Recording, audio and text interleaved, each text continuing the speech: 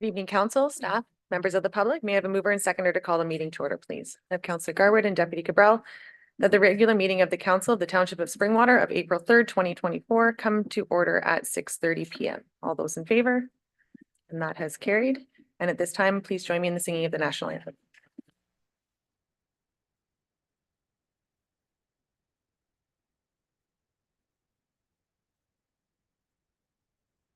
Our home and native land, true patriot love, in all sons command.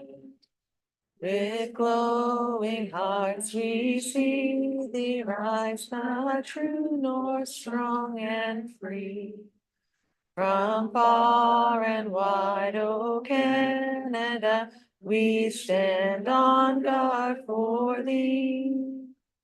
God keep our land glorious and free. O Canada, we stand on guard for thee.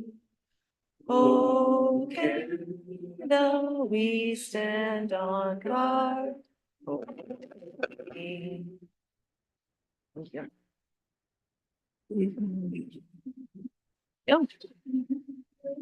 Councillor, are there any disclosures of pecuniary interest this evening? And not seeing any at this time, we will now move on to our public meeting. May I have a mover and seconder to call the public meeting to order, please? I have Deputy Cabral and Councillor Moore. At the public meeting of the council held under section 34 of the Planning Act for zoning bylaw amendment ZB 2024-009 by R. Gramsmayer be called to order at 6:34 p.m. All those in favor? And that has carried. Welcome to this public meeting of Springwater Township Council held in compliance with section 34 of the Planning Act to give the public an opportunity to express their views in regard to the proposed amendment to the Township of Springwater's zoning bylaw as amended. The first part of the meeting is to present the amendment. Following, the public will be given an opportunity to make an oral submission through Zoom application or in person. Any person wishing to make an oral submission was to have done so to the township prior to 8:30 this morning and therefore been added to the commenters list.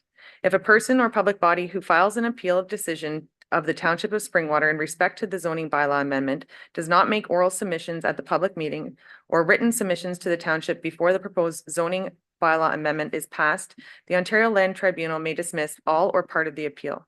All comments and questions are to be addressed through the chair. Oral submissions included in this meeting will form part of the minutes of public record, including the name and address of the speaker as information collected under the Municipal Freedom of Information and Protection Privacy Act. The minutes of the meeting will be posted to the township website. Confirmation of the notice. I will now call upon our clerk to confirm notice of the meeting and to the dates to which the notice has been given. Notice of this public meeting was mailed on the 14th day of March 2024 to the owner of the subject lands and to the assessed owners of 11 properties in the Township of Springwater within 120 meters of the area to which the proposed amendment would apply, and to all persons and public bodies as prescribed under the Planning Act and its regulations. Notice was posted at the assessed property to which the proposed amendment applies at a location visible from Carson Road. Notice was also posted on the township's website. Has the planning department received any correspondence in response to the notice of public meeting? Correspondence was received from Enbridge Gas in an email dated March 15, 2024, and from the Nottawasaga Valley Conservation Authority in an email dated March 22nd, 2024. The correspondence can be found attached to this evening's agenda. Thank you. I will now call upon Planner Belcourt to outline the purpose and effect of the zoning bylaw amendment. Thank you, Mayor Coughlin and Council. The purpose of zoning bylaw amendment application ZB 2024-009 is to rezone the lands located at 1087 Carson Road from the existing rural residential zone to the rural residential exception zones and environmental protection zone to fulfill condition 8 of Committee of Adjustment decision on severance application B0124. The effect of the proposed zoning bylaw amendment is to rezone the rear 10 meters of the property to the environmental protection zone to provide a buffer to a natural feature or creek on the adjacent property to the south. The remainder of the lands are proposed to be rezoned to the site-specific rural residential exception zones to recognize a frontage of 35.6 meters or 116.5 feet for the retained lands and 24.4 meters or 80 feet for the severed lands. Should council or the public have any questions this evening, both myself and the applicant, Mr. Grassmeyer, are available this evening. Thank you. Thank you. I will now call upon our moderator to provide the number of people who have registered to ask questions or make comments regarding this application. Thank you, Mayor Coughlin. There have been no members of the public who have registered to make an oral submission for the application. Are there any individuals who are present here tonight that would like to make an oral submission regarding this? I'm not seeing anyone. Do any members of council have any questions or comments regarding this application? And not seeing any. Thank you to all who participated in the public meeting with respect to the proposed zoning bylaw amendment and for showing an interest in this matter. May I have a mover and seconder to adjourn the public meeting, please? I have Councillor Garwood and Councillor Fisher that the public meeting held under section 34 of the Planning Act for ZB 2024-009 does now adjourn at 6:38 p.m. All those in favor? And that is carried.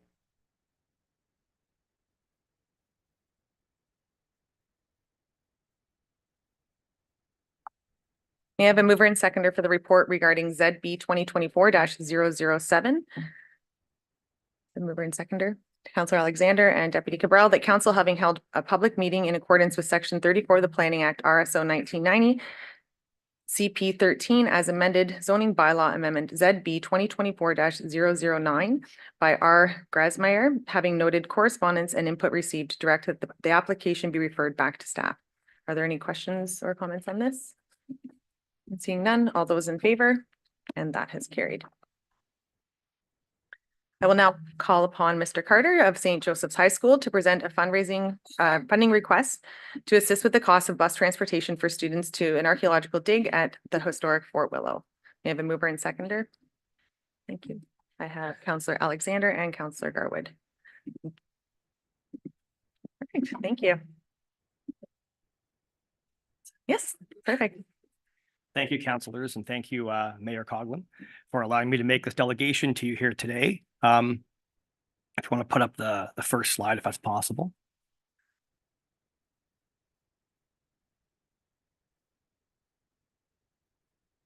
Here's a look at Fort Willow. I'll talk about some of these slides in a minute as I work through my request. I'm here today to request some assistance for my archaeological field school that I run at Fort Willow. There it is there on the slide. It's a War of 1812 National Historic Site that's here in Springwater Township. I'm sure most of you are familiar with it. As a high school teacher at St. Joseph's High School in Barrie, and I'm also a licensed professional archaeologist with the province of Ontario, I've been able to offer a credit course for grade 12 high school students that includes a real archaeological dig at Fort Willow. Students who sign up for the course get 3 months of in-class lessons on archaeological method and Canadian history, followed by 6 weeks of real archaeological excavation at the fort. The course has been running since 2005, and our next dig is scheduled for the spring and summer of 2025. That'll mark our 20th year of archaeological work at Fort Willow. It's a unique course in the province, to my knowledge. Our dig at Fort Willow is the only course of its kind that is offered in Ontario. Other schools offer archaeology courses with a simulated excavation, where the teacher goes and buries things in the schoolyard and the students dig them up. But thanks to my license, we're able to offer a real, authentic, actual archaeological dig at our high school and at Fort Willow. I never know what the students are going to find, and that's what makes it unique, and that's what makes it an important contribution to our township's history. We have other connections to the township. My high school, although it's in Barrie, our catchment area includes a lot of students from Midhurst. We have some from Minising, Phelpston, Hillsdale, Craighurst, Fergusonvale. Barrie being in the north end, St. Joe's does include a lot of Springwater Township students. Many of the students tell me they sign up for the course because of Fort Willow's connection to where they live. Many of them, my own children as well, they spend time visiting the fort with their parents or with school groups in grade 6 or 7 or 8 making visits. And once they're in high school, they want to be part of adding to the site's history by being part of this course. Many of the students will also volunteer their time to be part of the festival at the fort. I'm sure you're familiar with that as well, an annual festival at Fort Willow put on by the Nottawasaga Valley Conservation Authority. It lets school groups and the general public stop by the fort, and they learn about the history as well as the archaeology. My students volunteer to run a display table where they'll field some archaeological questions from the public, and then they run a simulation where they screen for artifacts and show people what we do when we're out there doing the dig or schoolwork. These experiences have encouraged many of my students to complete their undergraduate and graduate degrees in archaeology. Today, some of the students I taught are using their knowledge and skills from their time at Fort Willow to work for Parks Canada and Manitoba. Some of them have been working in the Jordan, in the Middle East. One of them curates a museum in North Bay. So some of them have taken the knowledge from Fort Willow and gone far with it. Each excavation season that we're out there, we excavate approximately about 3,000 artifacts total, usually all from the War of 1812. These finds, along with the reports I have to complete to keep my license after every excavation, have helped to elevate the fort's importance beyond just our township, but also on the national stage. A few years ago, our archaeological work helped to make the case that Fort Willow should be declared a National Historic Site, which is a pretty exciting addition for our township. Fort Willow, which was really relatively unknown back in 2005 when I began excavating there, is now recognized as a key War of 1812 site that played a crucial role in the defense of Canada. Our fort and our township are now being mentioned in museums as far away as Newfoundland. I was there just before COVID and I was at a museum and I couldn't believe it. There was a plaque and it talked about Fort Willow. I photographed it, sent it off to the Nottasaga Valley. Very exciting to see us talked about beyond the local community. So there's the fort up there. I'll move to the slides here. We were lucky our last dig last spring, 2023. One of the students had a drone. I don't know how you operate those, but took some fantastic photographs. So here we are excavating on a nice sunny day. There's the students getting ready to dig. They didn't like posing for this. They wanted to get back in the excavation square badly. They really wanted to dig. Next slide, please. Another shot from above. It was a great image showing you the grid layout. This is all done according to the standards and guidelines for archaeology in the province. So we have a grid system across the fort. The students pair up and they have their own excavation square. Those will never be dug again once they're cleared out. We know that spot's clear and we can move on in future years to investigate different spots. So they're aware of this. They're told this is a destructive process. When you finish digging, this excavation square can never be put back again. So be very careful. And they do excellent work. I've worked on field schools for McMaster University and for Wilfrid Laurier, and these students here from our school do university quality field work. They take it very, very seriously. Next slide.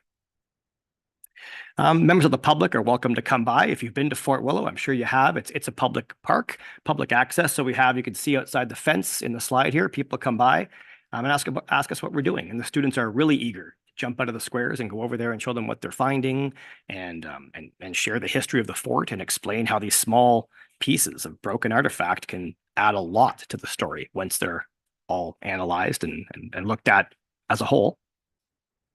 Next slide, please. Again, just emphasizing that they're learning proper archaeological methodology. They may never go on to do archaeology again, but they certainly realize this is a science. They take it seriously, and they know they've contributed. They're not just reading about history that someone else put into a book. They're contributing to this hands-on. They're adding something new. Every time they scrape, every time they screen, they might add a tiny bit to the story of Fort Willow that no one else has added before. They can go pretty deep. They also learn patience. It's a very slow, there's no shovels used here. This is all excavation by trowel. So it's millimeter by millimeter with a dustpan. And this photo here, they finally got to the bottom of the excavation square. It's sterile soil. And they're quite proud that they got that deep. That took a long time. Very patient. So we screen everything. All the soil is screened. None of it is just excavated and dumped back in the hole. That was done at the fort before in the 1950s by previous archaeologists. We screen everything. So everything it's definitely a sterile excavation square when they're done. And some of the finds, most of them are from the War of 1812. This is a blacksmith-made nail. There was a blacksmith at the fort in the War of 1812. This would have been made by a blacksmith right there on site. Personal items. I mean, a nail is just from a building, but something personal. This is a piece of a smoking pipe, a ceramic smoking pipe. The British soldiers all smoked pretty much, and this is one of their pieces of their ceramic smoking pipe. So it gets kind of personal. And then also the emphasis also on the connection, that this is still 1812. There's a strong connection between the British settlement and the local First Nations people. And this is a trade item. It's called a tinkling cone. It's it looks like it's made of silver. It's not made of a precious metal though, but it was traded for by the First Nations people, and they would wear them on their clothes. And if they traded for enough of them, they make a tinkling sound when they walked. That's why they're called a tinkling cone. So finding things like this reminds us of the cultural connections that are taking place at Fort Willow. We always try our best to make sure the site itself is known by the public. That I didn't know much about it at all when I first moved to the township. So we do our best to contact the local media to make sure the stories get out. This was I think the last or second last paper printed version of the Barrie Advance we made it into, so we were happy about that too. And the students are quite proud of some of the things they found showing those off. And then another shot of the fort. The reason I'm here, though, for my delegation today is to seek some financial assistance for our next excavation coming up in the spring of 2025. This unique course is very expensive to run. The 6 weeks of excavation require daily school bus trips from the school to the fort and then back again to keep the diggers. They have some other classes. They don't just have me as their teacher. They have to be back at school in the morning, excavate in the afternoon, and get back to the school for their bus ride home. Prior to COVID, my fundraising efforts were always able to cover all of these costs. But as I think we all know, inflation has hit everyone hard since the COVID lockdowns. And since 2021, our bus transportation costs have almost doubled. Despite my best efforts, I don't think my fundraising, the volunteer work I've done, and donations from other sources, I think they're going to fall short for my next dig in 2025. Like I mentioned, prior to COVID, the total cost for the course sat a little bit under $6,000, but our dig last year in 2023 came to over $9,000 because of the busing cost. It was unbelievable. Other areas of the school community, the sports teams have all talked about this, how difficult it is now. They've come up with new strategies to try to do sporting events that don't involve as much busing or combine multiple events for longer time at the same site, so you can get multiple games in one day. So I think that's going to be a real challenge come 2025. So I'm hoping perhaps if you can consider it any assistance the township could offer to help keep this course running, I would appreciate it. But I know the students who have signed up for the course already and they're ready to go. We have more students signed up than can take it. And anyone who is interested in our township's history and promoting this National Historic Site would appreciate any assistance you could offer for the 20th year of the excavation in 2025. Thank you for your consideration. Thank you. Thank you. At this time, I will turn to members of council for any comments or questions. Councillor Alexander. Thank you, Mayor Colin. And excuse me if I start coughing at any given point. I didn't know the course was offered there. It's such an amazing course. As much of a fan as I am of EDHS, it's courses like that at different high schools that make students choose those high schools. So I just like to say, job very well done. Like, that's such a great opportunity for those students. And I'm so happy to see stuff like that happen. And allowing students that real life opportunity to go out and do a dig is just amazing. So thank you. Councillor Garwood. Thank you, Mayor Coughlin, and thank you, Mr. Carter, for being here today. It's great to see yourself out tonight, a Springwater resident that's so passionate about this, and your students to really echo what Councillor Alexander has said. Recently we've had discussions around Fort Willow and the festival there at this table, and this council has supported that space. It's important for our community and especially our students as well. So I wish you all the best, and if there's anything that we can ever do, I'd love to personally see it myself. Thank you. Councillor Fisher and then Thompson. Thank you, Mr. Carter. I just, first of all, I sit on the board of the NVCA, and I love what they do at Fort Willow. Actually, I think this was probably enlightening for all of us on council and anyone in the gallery. My apprehension, right, is that we're supporting something out of Springwater, right? We're supporting a school out of. So I'll share with you my apprehension. I've been very supportive of busing into Elmvale for the fall fair, and even trips that the Elmvale High School has gone on. I guess my question for you is this. However, your presentation was excellent, and I have to say I'm more informed because of it. you mentioned some figures there, the overall cost, right? Am I right in assuming you are looking for the busing cost in this request alone? Because that's what I read into it. And if you Yes, could, that's certainly the bulk. of Yeah. the cost. Yes, we have material replacement for damaged equipment or extra equipment. We have that component. One of the students, once they've graduated, and they go off to university, I bring them back to Mhm. give me some help. The Ministry of Culture, or it was called the Ministry of Culture until recently. They would like to see a site assistant who has some experience. So usually a student who took the course 2 years later, they come back and I give them a small stipend for their work. For helping. The bulk is the busing, yes. You mentioned there is a level of volunteering during By the During- students themselves, yeah. yes, they come out to the fort and like I said, we man a table Mhm. for that. All of the artifacts that we find, like I say, about 3,000 per year when we excavate. We have students who volunteer after school in grade 9, 10, and 11 to wash all of those, put the labels on them for exactly where they were found, which layer of soil, and then they go to the Simcoe County Museum. And that's all done by volunteer students after school. And then when they get to grade 12, they take the course usually by that point. But the reports I write, they take the entire summer. They're a couple of 100 pages long. That's on my time. That's what we do. I have to put every single artifact in the computer as an independent database item and then write a report for the Ministry of Culture so I can keep the license so we can dig again. So there's a volunteer piece by the students and by myself as well. Following? Would you be able to just extrapolate what the busing cost would be that you seem to be requesting? Should have asked the secretary for Yeah. the exact amount. Last year it was over 5,000. I think about 6,000. Really? I could get back to council with that if I could email the exact amount if you like. I'll tell you why I asked, and I might as well tell you, sending money outside of Springwater for a school that's outside of Springwater, that's where my apprehension lies. However, I do respect the educational aspect. I think it's actually amazing. And it is within Springwater and it is at a place we just supported financially. So that's why I asked, for a ballpark. If I could add also, I guess I would have mentioned, you mentioned the volunteering. For fundraising efforts, I'm always down at the Delta Bingo. I'm doing Delta Bingo volunteering as much as possible, putting money in that way. A lot of Wasaga has done what they can to help out. And the Barrie Rotary, up before COVID, the Barrie Rotary was able to help out quite a bit, but I think a lot of those organizations have been pretty hard hit since COVID and they're trying to get their reserves back up. So I haven't spoken to the Barrie Rotary, but they've been able to help out in the past as well. But that's where the three income sources come from. It's mostly my bingo time at Delta Bingo in Barrie. Councillor Thompson? Thank you, Mr. Carter, for coming. This is an initiative I think I could support for sure. Just a question though, is that most of these students, I'm not sure how many of them, but they'd be Barrie kids. Like, are you planning on delegating the city of Barrie as well?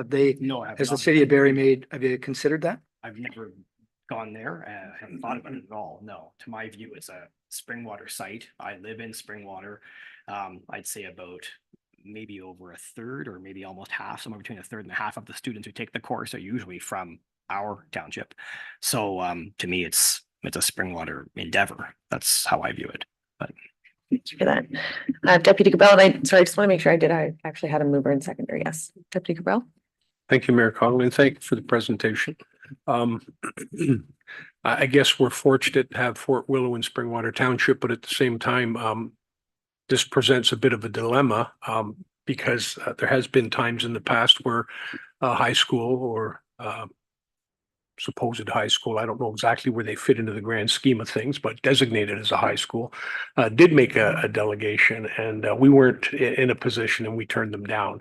And the problem was because there are not just one high school in the city of Barrie that Springwater residents or Springwater kids might attend, even at the elementary level. Ecole Frere Andre for the French kids, St. Margaret de Youville over on the other side for elementary schools, in addition to other high schools that, depending on where you live in Springwater Township, you would be going to. So this, for me, presents some difficulty. I would be supportive if something came back to us with an exact figure on it so that we might be in a better position to see where we are. and also have an opportunity to maybe reflect on being able to support one high school in the city of Barrie and then turning around at another time and saying no to another high school in the city of Barrie. And I have to be able to rationalize that to myself. So at this point in time, I don't think I could support it. But if I had more opportunity to think about it and saw some more information come to us a little bit more detailed, I might be in a position to support it at another point just down the road, if that's okay. Unfortunately, I don't think I could just simply say yes today. Sure, absolutely. And Counselor Moore and then Counselor Fisher. Thank you. Through Mayor Coughlin to Mr. Carter. Thank you very much. Wondering where the school board fits in this. It is a credit course. Yes.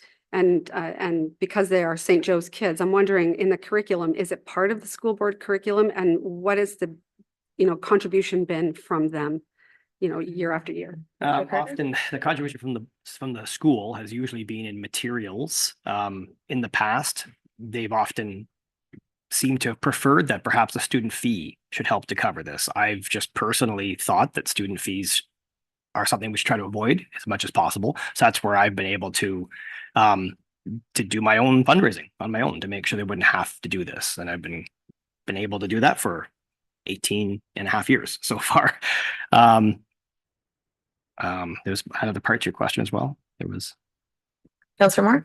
Sorry, I'm wondering why then the school board isn't funding part of the transportation if it's part of the curriculum. So just curious about that. Okay, yeah, the busing itself, sorry, not the busing, the actual excavation, there's nowhere in the education expectations that any course, that a student graduate from high school and have done an archaeological dig. So I think they would say this course is fine. I know other high schools offer an archaeological course, but you can just bury everything right here at in the schoolyard, and they could dig it up there. An actual excavation like this, there's no expectation anywhere in any education document that students should graduate from high school having had a true archaeological experience. So there's no busing money for that I receive. I have Counselor Fisher and then Garwood. I just want to go on record as saying I always look at, is this precedent setting? And are we going to get a flood of phone calls from people from other schools saying we'd like money for I do see this as a bit different now that you've been in front of us. This is to support Fort Willow. So I do see that as different, right? And I do see the educational value, frankly, versus digging in a schoolyard, which is really, it's like a treasure hunt, really, but so I do see the value in it. I'm going to be honest with you, I was a hard no when I read this on the agenda. But I do concur with the deputy mayor. If we could get an actual figure and again, to my fellow counselors, I don't think this should be precedent setting where every high school in Barrie gets to come ask for something. I'll get 3 phone calls on the way home, right? From people who I'm personally friends with who need something, my daughter's hockey team for one. But I see this as something different, maybe different than I originally viewed when it was on the agenda. And I think if we had a dollar figure and this really is in support of something here, and it is a volunteer opportunity for the kids, I do see it a bit differently when I read it. And but I would need to see a dollar figure because it can't be a blank check. So absolutely, I'll say that. Now I can certainly say there's a return on investment. Mhm. All these reports, all the archaeological finds that go to the Simcoe County Museum, I understand, they're still within the township, and the historical analysis that comes out of this. That's something that another school that might request busing or something, they're not bringing that to the table. This is a piece that will stand the test of time. This is something that every report that I write from our excavations adds to the story of Fort Willow, and that's a uniquely Springwater item. Rather than which school is doing it, it's the fact it's in Springwater, the excavations in Springwater, the reports about Springwater. That's the unique thing I think that this would be supporting. I have a follow-on from Counselor. If you find gold, it's ours, though, right? So it's the the return on investment, right? All right, thank you. I do have Counselors Garwood, Thompson, and our Deputy Cabral. And before that, just for clarification, are you seeking Springwater Council to cover the entire cost, or are you looking for a contribution to your No, fundraising? just a efforts? contribution. I've been Okay. working to. Thank you for that 2 clarification. years now, trying to collect some money. So I have another year to go. So I'm going to continue to work at Delta Bingo, bring in some more money. So. Thank you. um, Counselor Garwood? Thank you, Mayor Coughlin. And I was going to provide that clarification as well, or at least request it from Mr. Carter in regards to the expectation isn't that we are funding it all, but it is Absolutely that not. you're doing work in the community and surrounding communities as well to make this happen, which is so important. So hearing the tone around the table, if I may, I might propose an amendment that additional information come forward from Mr. Carter in regards to financials, for that information to be forwarded along to this council for a future discussion and decision. And in addition, I would love to throw in there that council is invited to attend next year to see the dig in person. Yes, you'll have to screen some soil, but that you saw the student in the slide. You may have to screen some soil. But Thank that's you. And I have Counselor Thompson. Through the chair to Mr. Carter, just a quick question. So does it hurt your program at all tonight if you leave here without a commitment from us? No, it would not. Thank you. Deputy Cabral? Thank you. And I'm just going to echo what you actually asked, Mr. Carter. I certainly don't want to detract from you to approach your regular sources of revenue. Just the mere fact that if you do get some from them and then we're in a position at a later date to provide you with some additional funds, a reduction in what we provide you makes more available for anybody else that might come to the table. Thank you. I need a seconder for I have Counselor Fisher, and I will ask Clerk Ainsworth to read. Thank you, Mayor Coughlin. The amendment would read that the motion now before council be amended as follows: to add, and that the delegate be requested to provide additional financial information related to the program for further consideration. Thank you. All in favor of the amendment? That has carried. And are there any additional questions for Mr. Carter before we go back to the main motion as amended? And not seeing any. Thank you very much for that. It was very, very informative. So that the motion now reads that the delegation from Mr. Carter regarding the funding request to assist with the cost of the bus transportation for students for an archaeological dig at the historic Forest Willow be received as amended. All those in favor? And that has carried. Thank you very much. Thank you. I'll send you the information and thank you for your consideration. Thank you.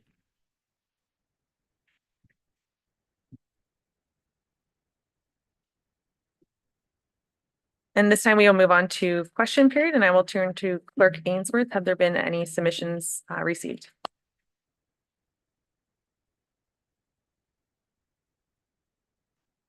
Thank you, Mayor Coughlin. There have been 2 submissions received, and I will be reading them on the residents' behalf. The first one is submitted from Brian Smith of 4 Eder Trail.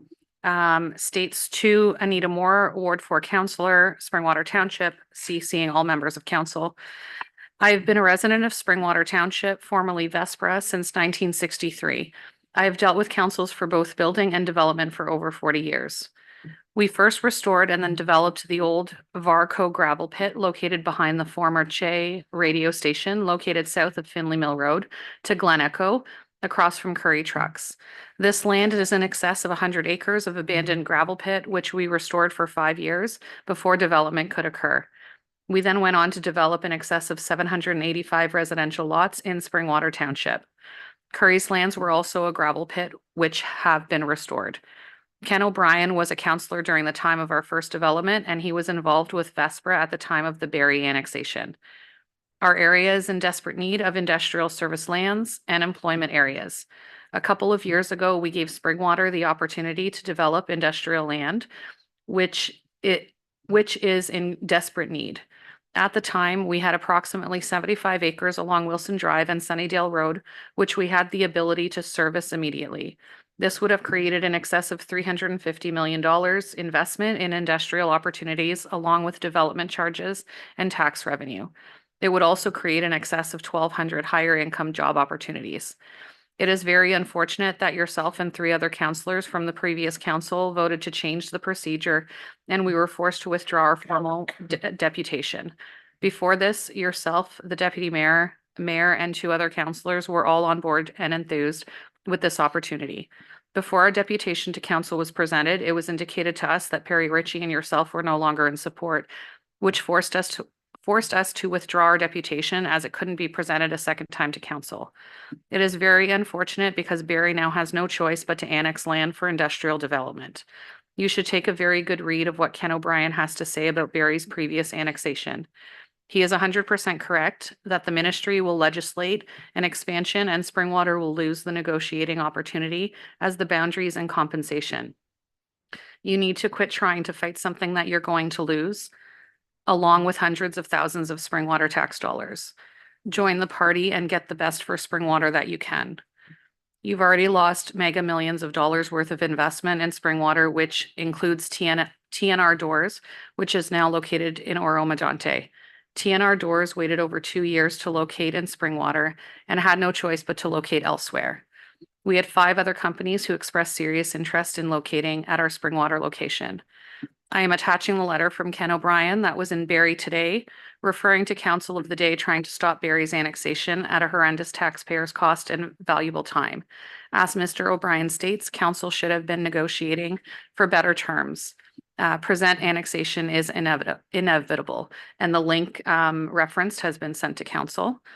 The township does not have to hire a consultant to give council a history lesson. There are people who can consult with free of charge without wasting taxpayer dollars. As you are well aware, Tony Georges was past mayor of Springwater and a warden for Simcoe County. We were told that Tony Georges was making a concerted effort to change the county and area into a regional government format. Why would you spend our taxpayer money on this? As a side note, our companies are one of the largest taxpayers in Springwater Township. Please do the right thing and negotiate the best deal possible for Springwater while you're still able to. The previous maps that have been presented in Barrie today are incorrect and do not represent the true scope of the annexation. If you have any questions, please feel free to contact me. Have there been any other questions? My apologies. Councillor Alexander? Thank you, Mayor Coughlin. Excuse me. I would like to just make a couple comments. One, I do personally take offense to the statement that present annexation is inevitable. I feel that it is our duty to fight against this annexation and not hand over our land to Barrie.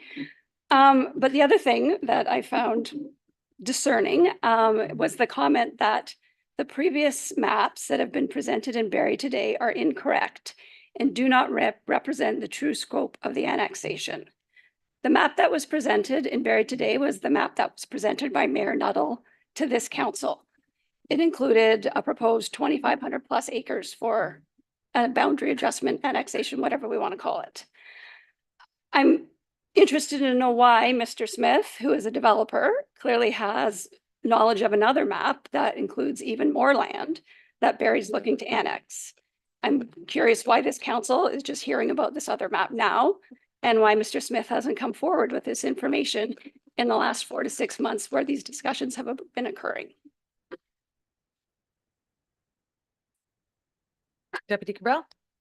Sorry, Mayor Coughlin, I can't help myself. I have to correct a few items there. While it's true TRW did want to come to Springwater Township, the location where they were planning on going to didn't suit them. There were and are employment lands in Springwater Township. The location that they did want to go to was in our Greenbelt buffer zone, and they were looking for a ministerial zoning order to do it. Everything around there is either farmland, green space, or residential in Stone Manor. So at that point in time, I wouldn't support it. And I'll be honest with you, I wouldn't support it today either. Not because I don't like jobs, they're very important, but you have to put them in the right spot too. The fact that TRW went to Oro-Medonte, I believe, actually had more basis in the fact that they had an opportunity in Oro-Medonte to go into a location that was suited for industrial. They had industrial lands there, and that's where that went. There was no MZO order asked for or sought. So I did want to correct the letter on that, because I think it's a little bit unfair to present one side of a story without presenting the other side of the story too. And unfortunately, that's what happens quite a bit out there. So I wasn't really going to speak to it, but I think that particular piece did need some clearing up.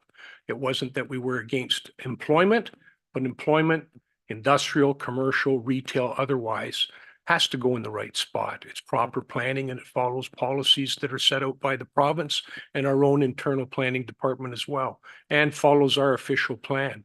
After that particular MZO application was made, we did actually look at other areas that might be appropriate for commercialization or industrial or employment lands. And we had a couple of developments come before this council last year, I believe they both came, and then one came again this time with respect to a couple of developments on Bayfield Street. So it's not that this council is anti-employment. I think it just has to go in the right spot. And we do have employment lands that can be utilized for those exact purposes. So I take exception to that particular piece of Mr. Smith's letter. Councillor Thompson. Through the chair to Mr. Smith. Mr. Smith, thank you for coming. Thank you for the question. I agree. History does have a tendency to repeat itself. I can't speak to what the last council did or decided, but I can speak to this. As many of you know, I've been very vocal about economic development in our township, especially this past budget. And I think our economic development plan is filled with missed opportunities. We're creating headlines that others are reading that were not business friendly or investment ready. And I think we need to change that. I think we need to improve upon that. I've also been very vocal that we need to be at the negotiating table when the history or when the future of our township is being discussed. So Mr. Smith, thank you for coming tonight and drawing attention to this important issue. And I would also like to thank you for the millions of tax dollars you've already created or for this community and helping make Springwater Township what it is today. Thank you. Clerk Ainsworth. Thank you, Mayor Coughlin. There has been a second submission from Carolyn Garvey, and they are providing the submission regarding the notice of motion regarding retaining the services for Tony Georges. And they state, I would like to add my voice of concern for the notice of motion mentioned above, and I have prepared a few questions to fully understand why this engagement has been proposed. One, source of advisement. If the council needs historical perspective on a pending decision, wouldn't it be better to consult with the Springwater Legal Counsel, who is bound by a code of ethics and can provide additional value? Example, the legal implications of any decisions. Tony would not be bound by a professional code of ethics like a lawyer would. In addition, the lawyer provides client privilege for conversations / advice / reports. 2, ethics. Are there any policies that prevent hiring a consultant who has previously worked in politics? I would have thought that current and former politicians would work together to share knowledge and not set up a consulting company to be paid for this information. 3, contract management. If Springwater was to engage the services of Tony Georges Consulting, have we followed the best practices for contract management? Have been incorporated into the proposed arrangement, including what is the total scope of work? What are the deliverables? What are the accountabilities? Example, monthly detailed invoice with all meetings / conversations disclosed. What hourly rate is Tony charging? Has a non-disclosure agreement been signed? Will Springwater ask Tony to formally sign a document that confirms he has no conflict of interest that could be legally enforced in the event that there was a conflict discovered at some point? Thank you. Thank you. And at this time, I can turn to members of the public. If there's anyone who has a question, it's the question period, just come on up to the microphones, pull them in, state your name and address. You can have it turned. Not seeing any. Councillor Fisher. Right, and Councillor Fisher's your comment on the one on the previous. So I'm just gonna one quick second and I'll address this question. I just wanted to thank the previous person who wrote in, and many of the points that individual made are actually pertinent. Contract management, scope of what we're looking for. So I have to say, doesn't really matter which way this council goes tonight with that particular issue. I have to say that some of the things that she wrote in were pertinent and things that we do have to keep into consideration. So I do thank her for that. Thank you. And again, those we can make sure that we address those for the individual at that time. Welcome, your name and address, please. Hi, my name is Laureen Larsh. I live at 1209 Seaton Road in Springwater for the last 15 years. I've seen the past with Tony, and I think that you would be better serving yourselves and council to speak to a much wider range of people than somebody who has a history with himself with the dump site 41, with some of the chaos that's happened with the Midhurst secondary plan, with many other things that probably can't be spoken about publicly, but there is a reputation involved. It doesn't take much to put his name into Perplexity or ChatGPT and find an article about various things that have gone on. So I'm curious, and I'm sure many people are, if this was something that council approached him about or whether he approached council. I think the public spoke and did not elect him again. He lost his last election considerably. I think that this council should not, this is my personal opinion, as well as many others, taint themselves with a history of someone who didn't fare well, who has a reputation. And I just don't think it's smart business for council moving forward. He's asking for a $10,000. I'm not sure if that's an introductory retainer. The gentleman that sat here asked for $6,000, and he can tell you a whole heck of a lot more about the history of Springwater than Tony can. I think you'd be better spent supporting him than supporting Tony. Thank you. Thank you for your question, and we can address those during theirs. And I will remind the audience this evening that cheers and jeers do not add to decorum, but thank you. If there's no further questions, not seeing any, at this time, we will continue on with our agenda. We are now moving on to item 8, which is our minutes. May I have a mover and seconder to approve the minutes, please? I have Deputy Cabral and Councillor Thompson.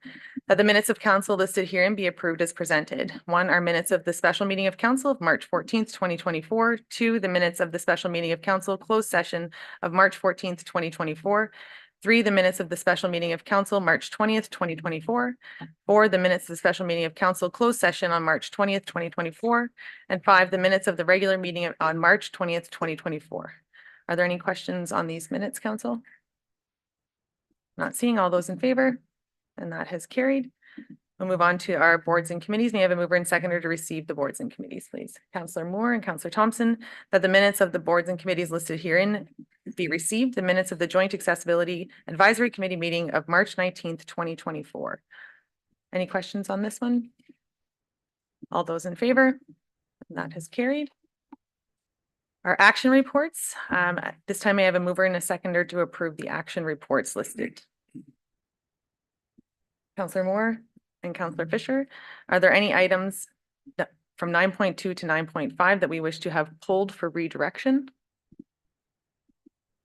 Not seeing any. Are there any items that council wishes to have comment on?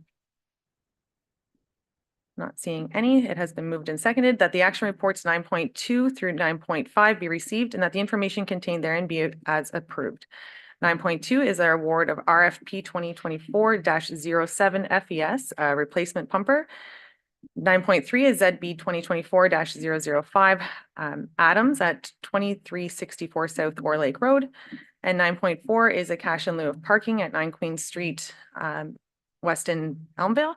And we have 9.5, which is 2024-14 iOS, our street sweeping tender award. Not seeing any more comments or questions. Council, all those in favor? And that has carried. At this time, we are moving on to our information reports. May I have a mover and seconder for the information reports, please? I have Councillors Garwood and Alexander. That the reports listed herein be received for information. I have number 1, ZB 2024-001 at 4299 Penetang Road. I have 2, our MZO of 2024-001, and that is for 3169 and 3196 and 3207 Berry Hill Road. And 3 is a lease agreement for the 35 Queen Street West, our family physician's office. Are there any comments or questions on these? Councillor Garwood? Thank you, Mayor Colgan. Just to comment on number 3, the lease agreement, 35 Queen Street West Family Physician's Office. I just wanted to say I wanted to congratulate staff and council on moving forward with this. This is a huge win for this municipality, not just the Elmvale community, but every corner of this municipality. It's been a few years now since we've had a physician in the Elmvale community specifically, and most importantly, that facility, that Springwater Health Services Center that we fund yearly is going to be utilized in addition to the existing services that are already in there, almost full time. So again, I think this is a huge win, and I really think it needs to be highlighted. Thank you for that. Any other comments or questions? Not seeing any. All those in favor? And that has carried. And at this time, we'll move on to our verbal updates, and I will turn to Director Heron for our development update. Thank you, Your Worship. The update for neighborhood number 1, the Carson Road / Midhurst Valley lands. The tender has closed for the ultimate wastewater plant, and the Midhurst landowners group plan on awarding by the end of April. Staff anticipate reporting back to council tentatively on April 16th with the terms of the agreement. For neighborhood number 2, the Gill Road Midhurst Heights, the developer has requested a half-load exemption for sections of Forbes and Russell and Gill Road to facilitate construction of the water treatment plant, a pump station, and force main. The contractor continues with directional drilling of the sanitary force main between Belmont Crescent, Spence Avenue, and Doran Road in Midhurst. The work is anticipated to be completed by June 1st, and the sanitary force main is scheduled to be completed by spring 2025. And finally, construction is expected on Gill Road to start in May of this year, so next month. Thank you for that. At this time, I will turn to Deputy Cabral for county update. Fair enough. Thank you, Mayor Coughlin. The one thing I would like to highlight from the last county meeting in particular was the fact that there was a sod turning on Snow Valley Road at the new Simcoe County Paramedics office there. And myself, Mayor, I think all of council was there for that sod turning, in addition to several of the senior staff members from the county, as well as a number of other mayors and deputy mayors and councillors from surrounding municipalities came out for that sod turning. It was very successful. It was a nice time to do it. The weather actually held out for us. It was supposed to be raining quite heavily. Warden Clark had a few words to say. We had some of our own senior staff there with CAO Schmidt, and if I missed anybody, maybe you could follow on, Mayor Coughlin. I think you captured everyone for the most part. At this time, we will move on to our municipal updates, and I will turn, I don't remember which way I started last time. I will go to Councillor Garwood. Thank you, Mayor Coughlin. Just a few items I wanted to mention. I wanted to first highlight the Springwater Town Hall that occurred a week ago today here at the Administration Center on March the 27th. This was, I know, a lot of work for staff. So I first wanted to thank staff for your efforts. I believe there was 20+ staff out, and if I were to take a guess, there was probably roughly 60+ residents also in attendance, which was really nice to see. A lot of great conversation, interactive boards. So I'm pleased to see that that this came to fruition, and that the community came out to support it, which is so important. And second, I wanted to mention the Elmvale Maple Syrup Festival. We are just a couple weeks away now on April the 27th, the last Saturday of the month.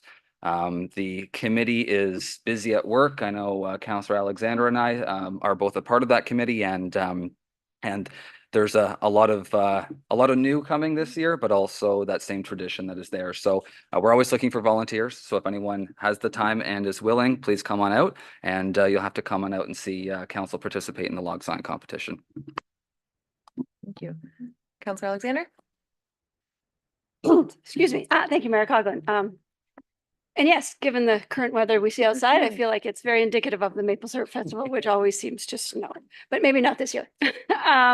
So first off, the Phelpston CRA hosted our annual Easter egg hunt this past weekend. I wanted to say a big thank you to all the volunteers, one of who is in the audience, for all their hard work who made this happen, and to the Elmville Lions Club for their work with the barbecue and just their continuous support of our events. Second, the Severn Sound Environment, we're going to just go with the SSEA because I'm going to lose my voice very shortly, is hosting an open house in Elmville this Friday. If anybody is around, it's at the community hall. I encourage them to go out and attend and see some of this great work that the SSEA does in our community, as well as just the surrounding watershed. And then lastly, alongside the SSEA Executive Director, Deputy Cabral, and I had the opportunity last Thursday to attend the Great Lakes and St. Lawrence Cities Initiative regional meeting in the town of Blue Mountains. It was a really interesting opportunity to speak to a number of the different municipalities that were there about the concerns that they face, some of which were different than ours, but some of them which were very similar to ours. So that was a great opportunity to be able to attend that event.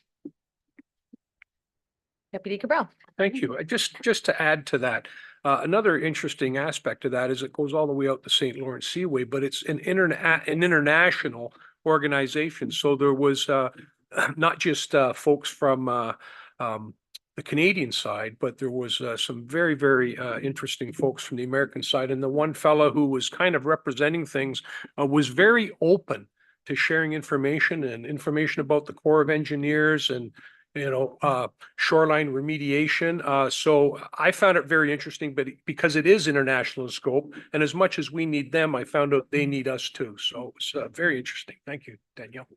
Thank you. Councillor Thompson. I'd like to thank the Anton Mills Recreation Association for another amazing and successful rabbit run and extravaganza. This past weekend, we had over 150 runners in the rabbit run that included 5 of my grandkids. Would like to thank again the CRA, the volunteers, and the Springwater Fire Department for their volunteering and for the great work that they do. Thank you. Councillor Fisher. I shouldn't let Councillor Garwood go first because he steals my my topic, but I did want to thank staff. I think actually it was a successful event, and I know many members of the public came out to our open house, our town hall. From my ward, I know hot topics being the ward boundary, or sorry, the Barry boundary adjustment and Craig Road. So I thank staff for being on hand and answering questions for them. I think it was very helpful for many of them to come in. So that's everything from me. Fantastic. Thank you. Clerk Ainsworth. Yep. And at this time, we are going to take a quick 4 or 5 minute break, 3 to 5. If you can come back as fast as possible, that'd be great.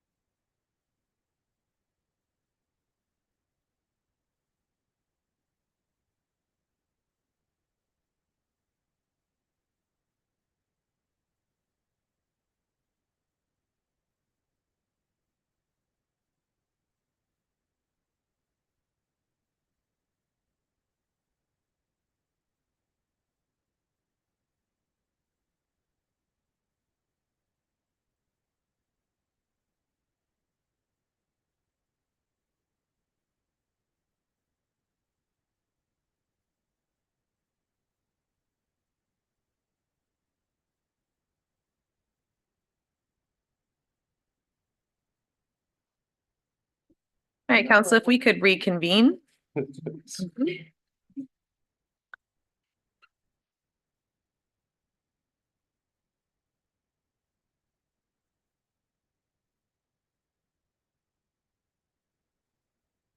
Counselor Thompson, to the front. Send him to the corner. Thank you. At this time, we'll be moving on to item 12, our notices of motion. And the first motion I have is presented by Counselor Alexander, and I would just be looking for a seconder. Counselor Fisher. And I will turn it over to Counselor Alexander. All right, bear with me here and hopefully my voice lasts because this is long. I can have the clerk read it. If that would help your voice. Actually, yeah, if you don't mind, Okay, then I'll thank speak you. after. Clerk Ainsworth. Thank you. The motion before council would read, whereas the County of Simcoe passed resolution 2022-263 on April 26, 2022, which states, whereas the Public Libraries Act, herein referred to as the Act, requires municipalities to provide library services to its residents. And whereas the Act requires municipal councils to establish a library board or contract library services within a neighboring municipality. And whereas the library board and CEOs, chief librarians, currently under the Act operate as part of a distinct corporation. And whereas library corporations are not required under the Act to develop staff or board codes of conduct and are not subject to the Municipal Act or Integrity Commissioner investigations. And whereas library services should be directly accountable to the municipalities and taxpayers that fund their operations and capital assets. Now therefore be it resolved that the province of Ontario be requested to modify the Public Libraries Act to provide greater accountability to library services by making library services a reporting department of the funding municipalities, thus directly accountable to the municipalities and taxpayers that fund them under the same rules and processes that govern municipal operations. Be it therefore resolved that council for the Township of Springwater hereby supports the resolution passed by the County of Simcoe, urging the province of Ontario to modify the Public Libraries Act to provide greater accountability to library services by making library services a reporting department of the funding municipalities. And further, that a copy of this resolution be sent to the Minister of Tourism, Culture and Sport and the Honorable Doug Downey, MPP for Barrie, Springwater, or Majante. Thank you, Clerk Ainsworth, and I'll turn to Counselor Alexander. Thank you, Clerk Ainsworth. So much of the audience is here to hear about this, I am sure, and thank you for coming out. I want to point out that this is not a motion that I specifically wrote. What I'm asking for is support of a resolution that was passed by the County of Simcoe in 2022. I want to make very clear my intent of why I brought this forward. In no way am I trying to close down branches of our library, and in no way am I trying to have any employees lose their job. That is not the intent, 100%. I can assure you that is not my intent. This is about accountability to the taxpayer who funds the $1 million plus operating budget of the library. The CAO of our township effectively manages multiple different departments of the township, from recreation to planning services to fire services. This is simply about bringing the library into the fold of the township. Thank you. And I have Counselor Thompson and Counselor Thompson. Thank you, Mayor Coughlin. So our national award-winning library seems to be on the agenda pretty frequently in this council. And there's two kinds of people. There's people that light up a room when they enter a room, and there's people that light up a room when they leave a room. Our library staff, our library board, our community knows they are room lighters. For the last 30 years since our library has been in business, they have been amazing light and have given amazing contribution to our community. And I want to acknowledge that. I first want to address the county motion. When this motion came forward, I contacted the county, and I'm thankful that for their response. They gave me some information on this motion that they put forward 2 years ago. And they had because I wanted to know what kind of response the province had given their motion at that time. And the only response the province gave at that time is they acknowledged the letter that the county had sent. This council should be happy to know that one of the items that was on that report where the county had wanted a code of conduct, that was already, our library board had already been working on that, and our policy committee is working on a code of conduct. And we're hoping it's going to mirror very similar to the one that we have here in the township. The second thing I would like to address is the residents of Springwater and their love for our library. Recently, many of you know, and some of you probably completed the survey that the library requested. And I'm thrilled to say that we had 852 people that responded to our library survey. And actually, if Director Ainsworth could put up a slide for me. This is a slide from the presentation that the board made 2 weeks ago when they were here. This collage of words actually comes from the survey. And the larger the word, the more often it was mentioned in the survey. So you can see that the biggest word seems to be community, but the largest word is staff. The most common thing in this survey was a compliments to our staff, recognition for how well the library was run, and there was actually no concerns expressed about staff, about management, or about the board, or about how the library was run in any way, or about the financial management. In fact, another consistent theme was they wanted more investment, more tax dollars, more hours, more staff, and more invest in our libraries. And because this is the Springwater Public Library, our residents should have a say in what. And I would ask, I know that there has been some negative comments made about our library and concerns. I am wondering where all those residents were when this questionnaire went out, and where they all were and why they didn't respond. If there are so many residents that are expressing concerns about our library, which some council members seem to say that there are.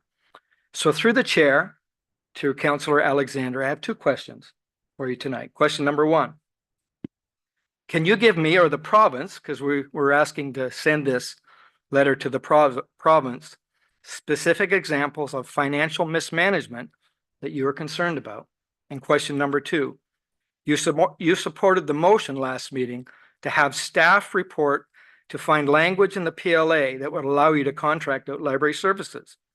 Are you suggesting now that you replace last week's motion with this week's motion and recommend that we stop wasting staff time and taxpayers' money on this report? Councillor Alexander? Happy to answer, and I thank you for your comments. And again, to reiterate, at no time am I looking to replace staff. At no time have I said that staff are not good staff. I'm looking to bring this under the fold of the township, which we all seem to think does a very good job at running our other departments. In terms of financial mismanagement, I've never said that. I've questioned things in the budget, but I've never made a comment that there's financial mismanagement there. So I have no comment there. And again, that is not the point of my motion. With respect to my support of the staff report that was asked for at last meeting, again, it was not my motion. I was supporting. I feel we need a different operating structure. That does not mean I want people fired. It does not mean I want branches closed. Do not roll your eyes at me, Councillor Thompson, because that is rude. I phoned you today. I told you my intent of this motion. My intent is very simple. I think we need to explore other operating potentials for this. So if that is contracting out and looking at a staff report, I'm okay looking at that. or it's sending a letter to the province that supports what the county of Simcoe, the resolution the county of Simcoe passed in 2022. I have Counselor Fisher and Counselor Garwood. I'll make this short. I think the motion speaks for itself. The library services should be directly accountable to the municipalities and taxpayers that fund their operations. I don't dispute. I've said this multiple times for those of you who do pay attention and not on Facebook, actually pay attention to council. I'm in favor of the library, Councillor Thompson. You can laugh and you can roll your eyes, but I'm in favor of the library. I do like it, but it is my job as a counselor to look at every single department. I've said this many times. It usually doesn't make it into publications, but I've said this multiple times. When I take a look at their budget, I have serious questions, whether it's multi-million-dollar renovations, right? Whether it's library van acquisitions, whether it's hotel stays. I've said them and I've been very vocal about it, right? In no time, and I realize that there's been a campaign against me, I realize it, but at no time did I ever say closing down branches. And at no time did I myself or any other counselor talk about people losing their jobs. That's something that's been put out there maliciously. And as of today, I hear that we're giving away land for new libraries. I heard this on online. It's ridiculous. So this is very clear. We just want the library to report as the fire department does, roads and fleet, any other department does. So this is not in any way changing the library, right? It is simply bringing them under as a department. And frankly, there's a reason we do their budgets. They fall under the same scrutiny as anybody else. But nobody else takes offense to it. I have Counselor Garwood and Deputy Cabral. Thank you, Mayor Coughlin. I wanted to first thank Councillor Alexander for calling me today to speak to the motion. I appreciate that. Everything I'm saying today is what I said to you today on the phone.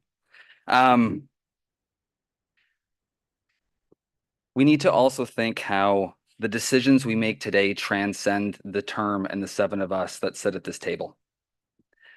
So while you might not have the desire to change programming or remove staff, I can't speak for the 2026 term. I can't speak for any other member at this table. Just because that's not your desire, that's not 5 other people's desire. Second, when we think about accountability, every tax dollar should be accounted for. Of course, no one here is going to disagree with that. Everyone in the audience is going to agree with that. But this library board has sat at this table multiple times this term, more than any other board. Councillor Thompson, I think, has done some of the most work, I think, of any of us on these committees to answer our questions and the community's questions. And in addition, as Councillor Fisher just noted, the library board is under scrutiny every fall during our budget when we either approve or deny a budget. We already have that. Bringing the library internally, in my mind, this is my opinion, politicizes a space that should not be politicized in the first place.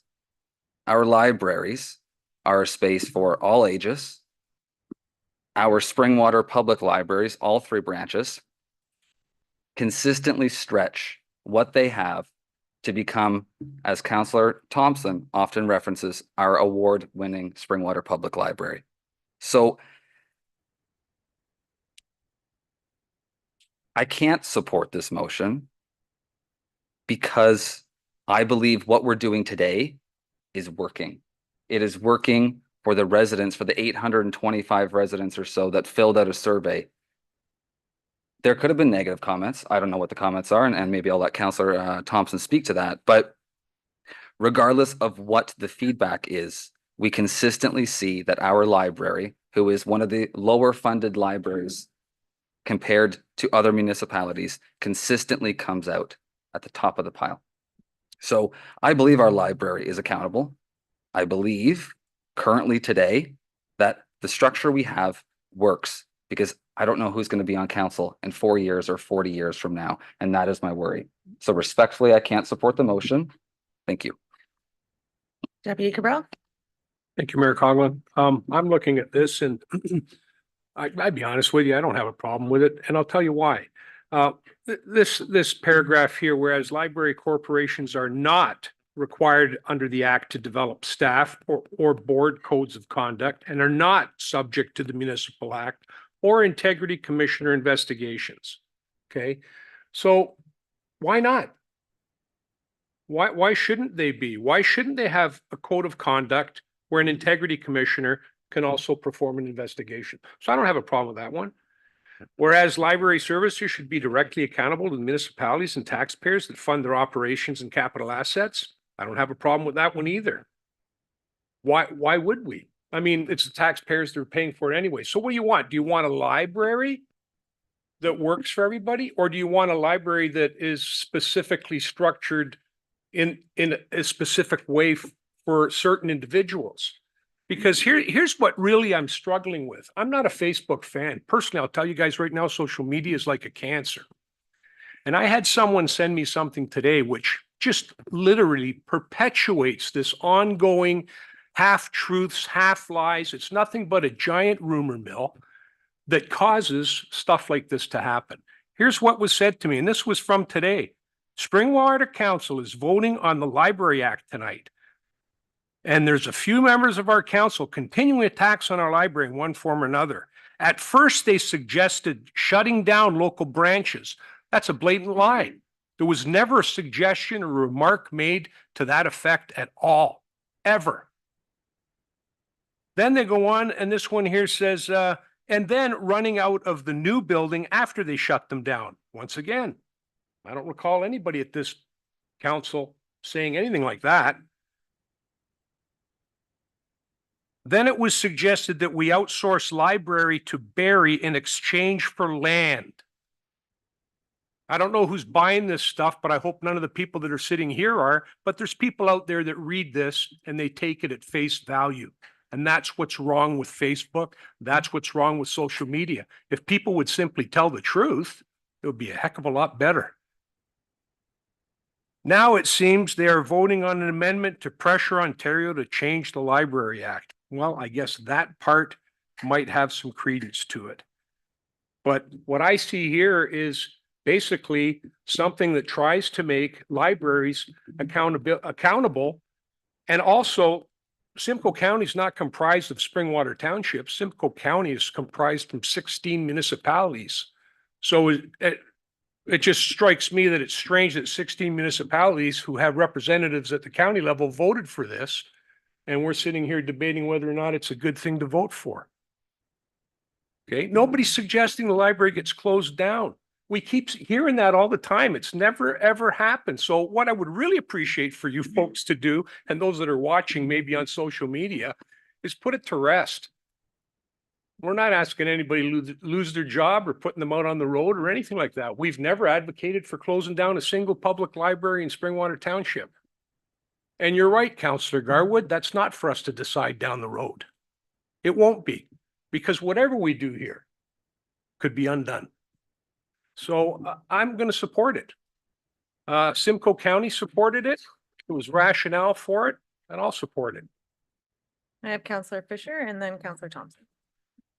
Just to piggyback on what the deputy mayor said, you're right. Social media has gone had a frenzy with this. You know, Councillor Thompson asked me for clarification. I don't mind that you did a few meetings ago regarding comments I've made. I tried to make it blatantly clear for everyone that this is financial for me. I see everything financial, and I think I made it very clear. But again, those who don't watch or don't want to hear me say it turned it into something it wasn't, just like this Facebook post today. And back to what Councillor Garwood said, I agree with actually a few things that you did say. You're right. You know, I won't be around in the future, and it won't be my decision. It'll be somebody else's. However, what I heard you say is that they shouldn't have accountability in the future like other departments do presently. You know, I'm not putting words in your mouth. I'm just saying this is what I hear, Councillor Garwood.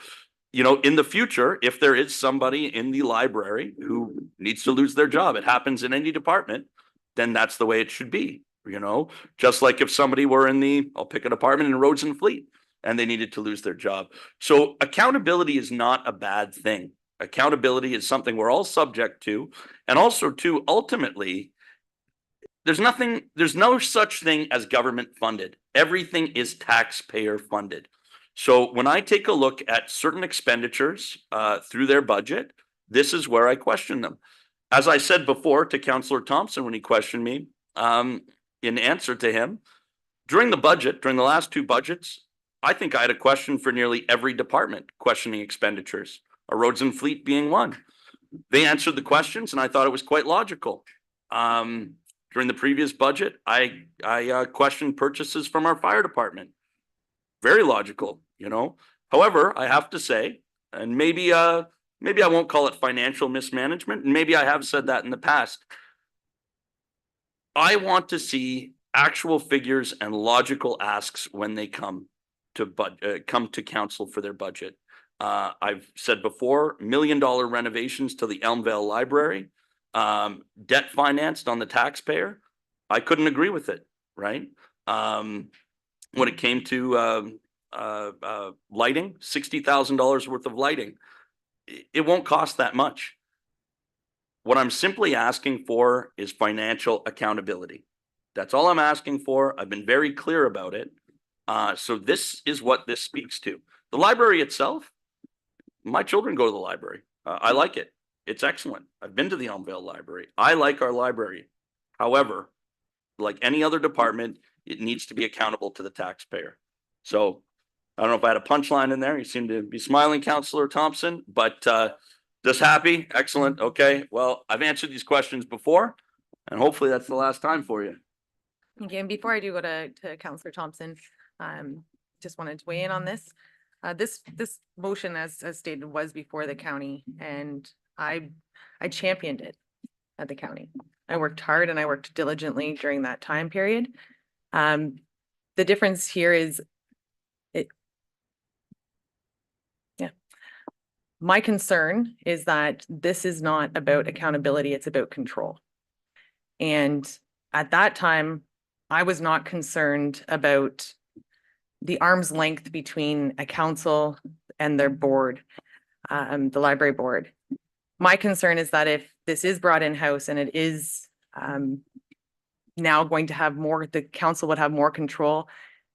My fear is outweighing the finances and the services that are provided and who those services are provided to, and bringing politics into something that I believe that they have created an arm's length to ensure that it's not there. So it is difficult. It's always difficult when, you know, you find yourself voting on something twice and it's the exact same words and it's an entirely different feeling. So I will not be supporting this because I do not think it's about accountability. I think it's about control. Councillor Thompson? Thank you, Mayor Coughlin. So just for the public's information, I mean, there is an extreme amount of financial accountability placed on our library. By no means do we not have financial accountability. We account to this council every year during budget time, and it seems like every month that they're bringing something up. We also account to the province financially, something that so we account dually to financially anyways to this council and to the province. All of our finances, all of our expenditures and budgets are fully audited. There's and you only need to visit one of our branches to know that the residents of Springwater aren't overpaying on our library services. So again, I thank everybody for their input. If it's appropriate, everybody's had a chance to speak. Mayor, I'd like to call the vote, if that's possible. It is possible. I'll just turn to Councillor Alexander as it was her motion. We'll just get final comment from Councillor Alexander and we can call the vote. I'm going to call the vote and I would like to request a recorded vote. And just before, sorry, the vote has been called twice now. Okay. So we'll just move on to our vote. Okay. Thank you, Mayor Coughlin. Before proceeding with the vote, would anybody like the motion reread?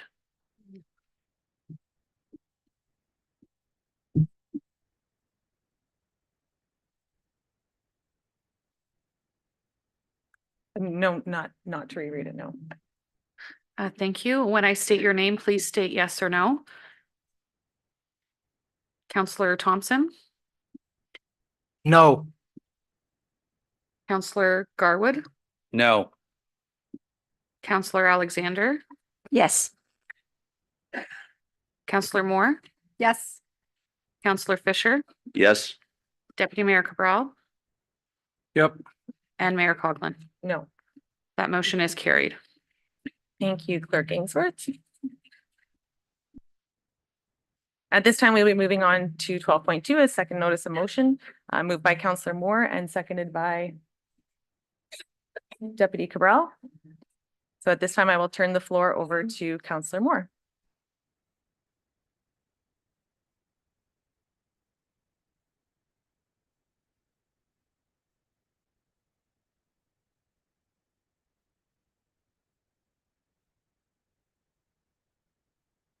I'll turn to Clerk Ainsworth to read the motion. Thank you, Mayor Coughlin. The motion would read, whereas Tony Georges, former mayor for the Township of Springwater, worked with the original Springwater Council and is a three-term warden of Simcoe County, who also chaired the provincial growth plan for Simcoe, Barrie, and Aurelia. And whereas Mr. Georges's Springwater County and provincial experience, coupled with his unique depth of knowledge and history, will greatly assist council.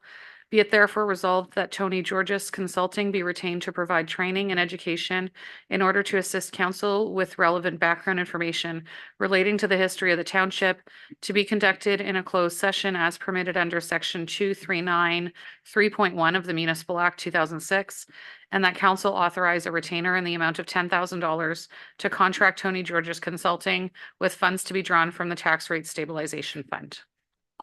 And I will turn to Counselor Moore. Thank you.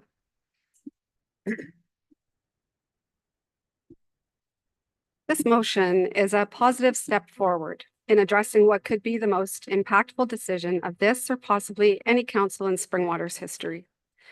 Everyone should support getting all of the relevant expertise and knowledge we can to assist council in making the best and most informed decision for our residents.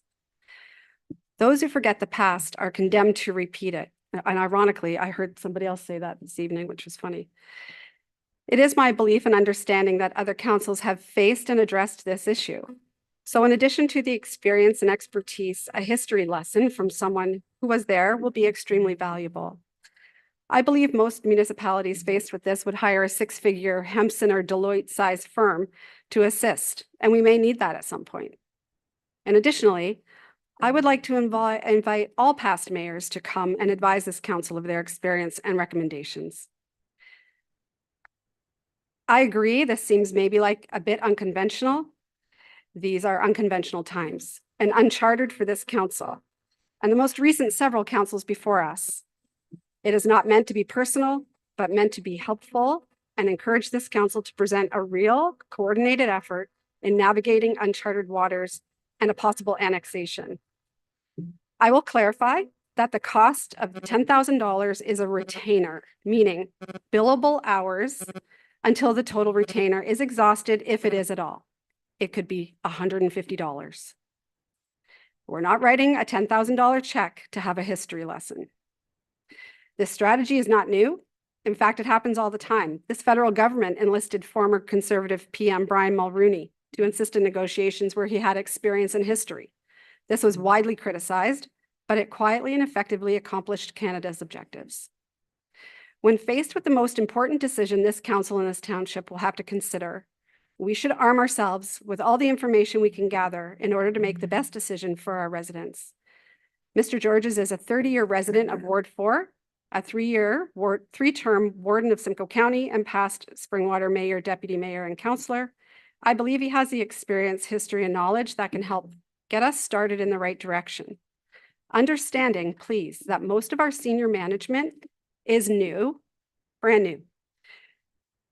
And aside from 3 returning councillors, we have 4 members that have a whole 1.5 years experience at this. I look forward to working with the province and our neighbors on a collaborative, fair, and mutually beneficial process. And to do that, we need to understand our position first. This motion helps us form our collective position based on a foundation of knowledge and experience. We need to engage in a public consultation and make sure we know what these changes will mean to those affected. Do our taxes go up? If so, how much? And how about our community hub? Do we continue down that road? What about our green space and our buffer zone? There is so much to consider, but absolutely no negotiating can take place until we know the long-term financial impacts and at what point are we no longer financially viable as a Springwater Township. I have waited patiently for conversations that have been taking place to identify how we will achieve these very important steps, but I just don't see those considerations incorporated into the discussion. I've heard from a few individuals who own the land and will personally benefit from a decision, and I understand and respect their perspective.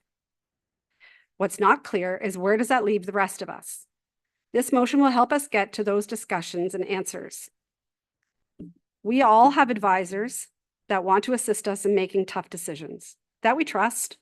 And if you can provide me with a better alternative that can provide the same background and experience and assistance, I'd be happy to listen. To be clear, this is not a referendum of this consultant. This is about us as a council being open to getting more information and experience to assist us with a path forward. From what I understand, since leaving local politics, Mr. Georges, who is not a friend, please don't think that. I don't know Mr. Georges very well at all. But since leaving local politics, Mr. Georges has also had extensive media and public relations experience.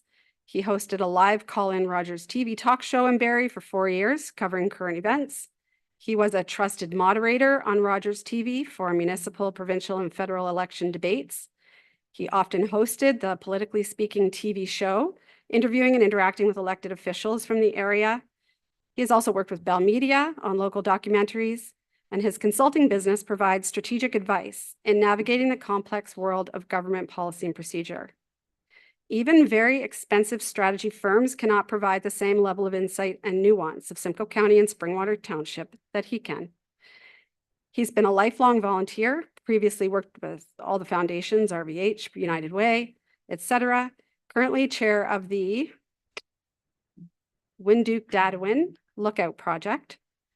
As an aside, he tells me that after 20 years plus working closely with the county and the 3 First Nation communities, this volunteer group will proudly open the site this summer, which is up on George Johnston Road if people aren't aware, right here in Ward 4, and we should all look forward to that invitation shortly.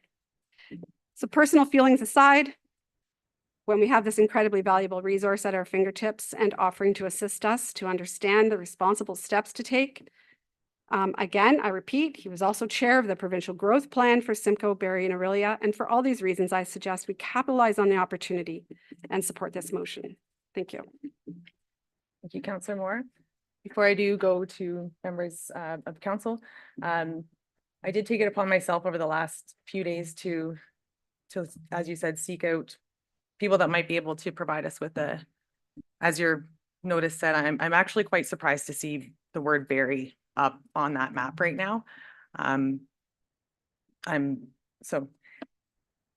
that this is about, I just didn't know that this was going to come out this fast. So I did take some time over the last few days to reach out to former members of council. And I was able to call and connect with former Mayor Collins, former Mayor Bill French, former Mayor Don Allen, former Deputy Mayor Dan McLean, who has over 20 years experience, former councillors Sandy McConkey, former councillor Jack Hanna, former councillor Dan Clement, former councillor Rick Webster, and former councillor Reg Cowan, all who have offered to come and provide guidance to this council for free. As a second note, nowhere in this motion before us does it mention the city of Barrie. And I think that, like we had said earlier, about making sure that when we put something out on Facebook, it holds truth and weight. When this council puts something forward in a resolution or a notice of motion, it should also speak truth. And nowhere in there did it say anything about negotiations with the city of Barrie. And I have concern, but I will turn to the rest of council for comments. Okay, sorry, Counselor Moore and then Thompson. Thank you. And I'm so very pleased to hear that other ex-council members would be willing to come forward and speak to us and advise us on how best to negotiate this. So that's fantastic. And secondly, I asked, and I'm sorry, CAO Schmidt, but I did ask for some advice when I wrote this. This was not the first motion that I put forward. And it was requested of me to rewrite it and make it simpler, and that's what I had to do. And if you have any questions about that, I would suggest that you ask the CAO. Thank you for that. I also, and if it, once I shouldn't say that, learning that it was about the city of Barrie, I also reached out to now current Innisfil Mayor, Lynn Dolan, who has extensive experience with negotiations, and she has also offered to come, but she did say that she would require us to give her a coffee for that. So at this time, I'll turn to Councillor Thompson and then Councillor Garwood. Through the chair to Councillor Moore. So we're still going forward with this motion? Like, or are we? If we are, I've got a couple of questions. One is, I didn't know anything about Mr. Georges, and I had a difficult time finding out information about his consulting firm, because there's not a lot online. I would be interested in reviews, and also is my understanding, your comment was it's not a $10,000 retainer. I have a question about that. He's going to bill us hourly, and if he is, what is the hourly rate that his firm charges? And so if you could maybe answer some of those questions, that would be helpful. Councillor Moore. From what I understand, and that is correct, it is billable hours up to the 10,000, which I think is a common contract-ish, because this isn't, formalized just yet. But it was $300 an hour, or well, that's where I'll leave that. That is, I don't know that to be true, Councillor Thompson. That's just what I was advised by Mr. Georges.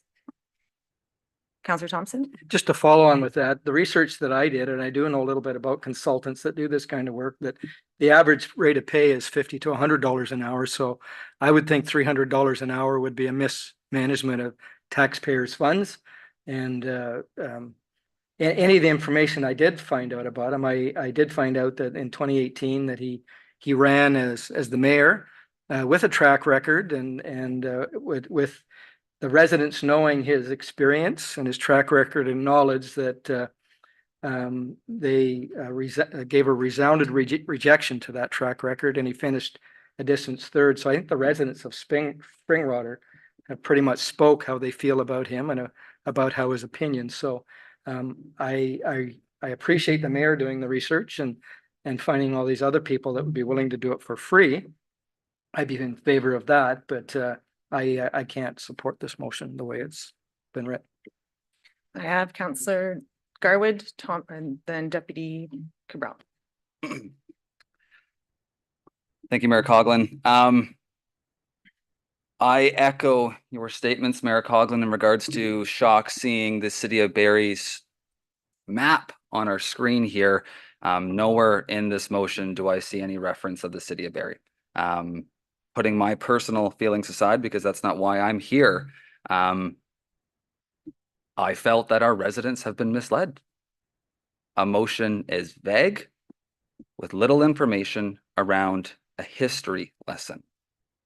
So again, a history lesson. So in your motion, Councillor Moore, it states to assist council with relevant background information relating to the history of the township. Historically, as you know, when we hire a consultant, we are looking for an expert in a specific field. In this case, what deliverables are desired by receiving this consultation? Councillor Moore. Thank you for yourself, Councillor Garwood. Yourself. Sorry.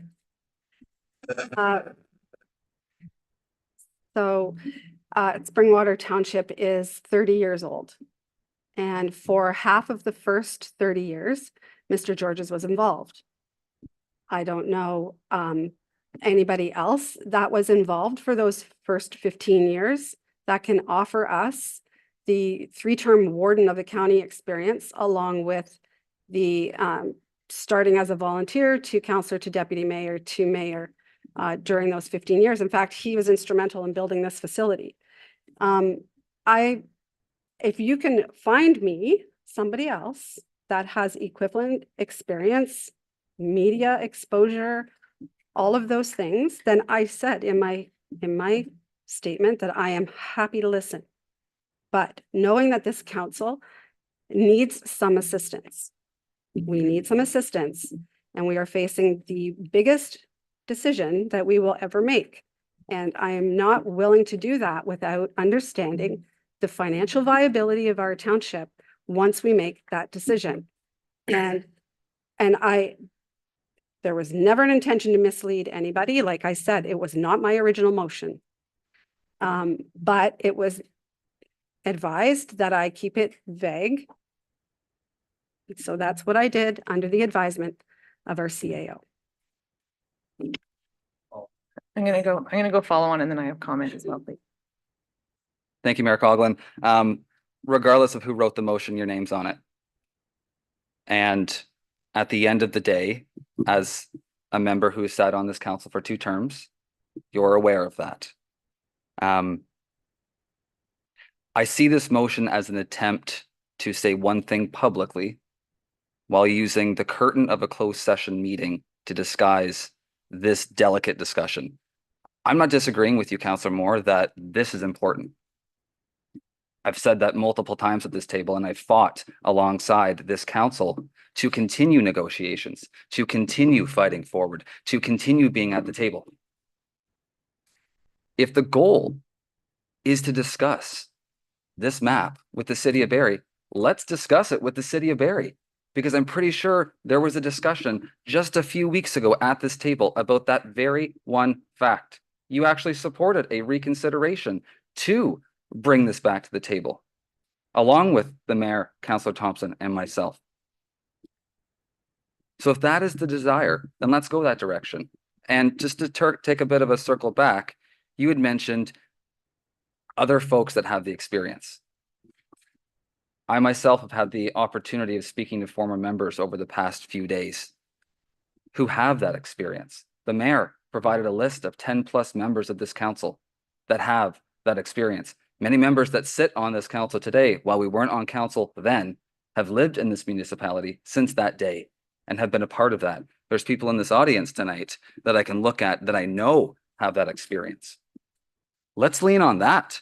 We are a council. We are supposed to work collaboratively together. This is important. Might be one of the most important things we do this term. So I agree that we should do it right. I'm not disagreeing with you on that, but I'm disagreeing with bringing in somebody who does not have the trust of this community and bringing in somebody who is not elected right now to represent this community. A year and a half ago, we collectively were asked to come to this table with the confidence of the people in this room and throughout our respective wards. I see this as passing the buck to somebody else, that we can have a conversation in closed and say whatever we want in closed, then we can't say it out of closed, to then get back to the table with the city of Barrie. When I make a mistake, I know I've made a mistake. I say it at this table that I've made a wrong turn and I correct myself. Maybe that's what we should be doing here. Councillor Moore? Thank you very much. And again, I was advised that with this motion, because it used the word training and education, that our bylaw says it has to be in a closed session. So again, that is something that was considered because, of course, I would prefer to be in open and transparent. But I really didn't have a choice because that's what our bylaw says I have to do. I am, again, advocating for a very large public meeting where we can have those that are past and present council members attend, or if they're not comfortable with that, they can come and speak directly to our council. However, it makes folks comfortable.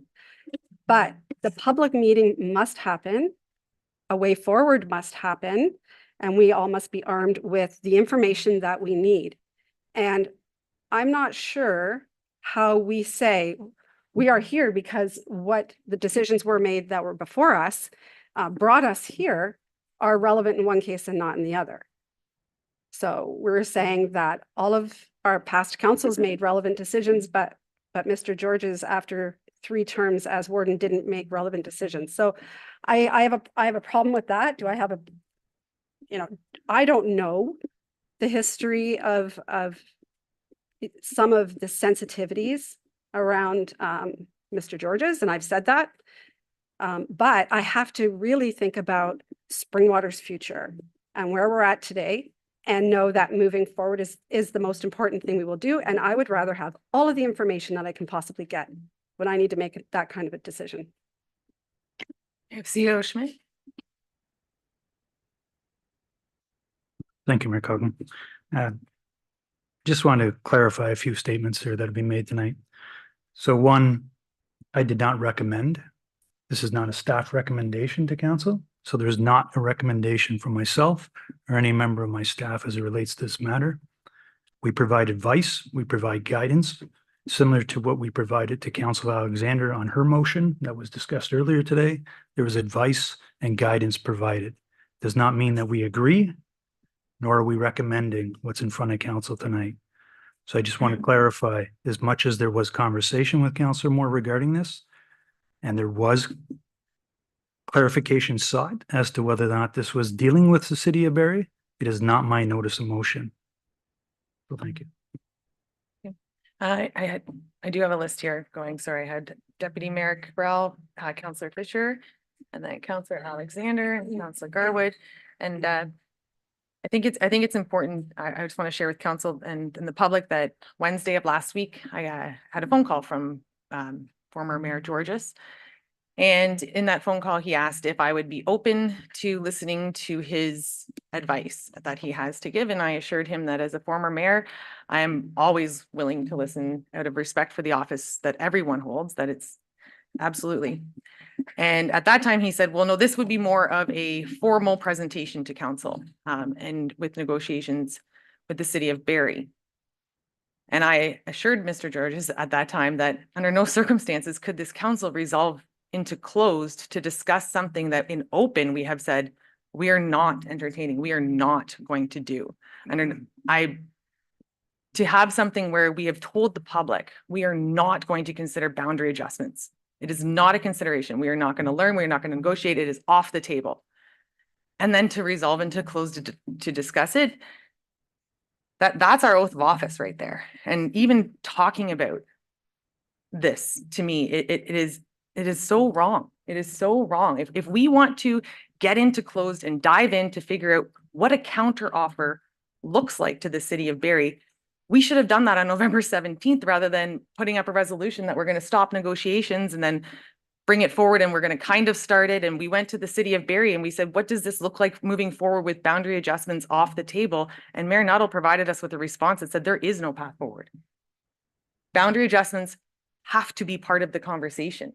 I made a light joke last or a few meetings ago saying we can't just go to Barrie and say, can we have servicing, please? And they're going to turn around and say yes. Barrie wants land, we want servicing. Is there a path forward? I believe that there is.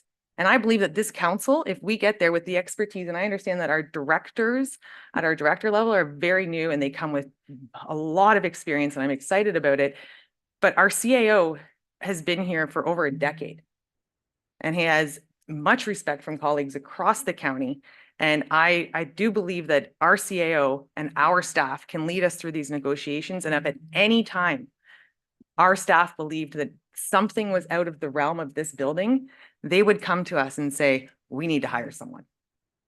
But this council continues to say, yes, we want to talk to Barrie. No, we don't want to talk to Barrie. And now it's a resolution that speaks to a history lesson.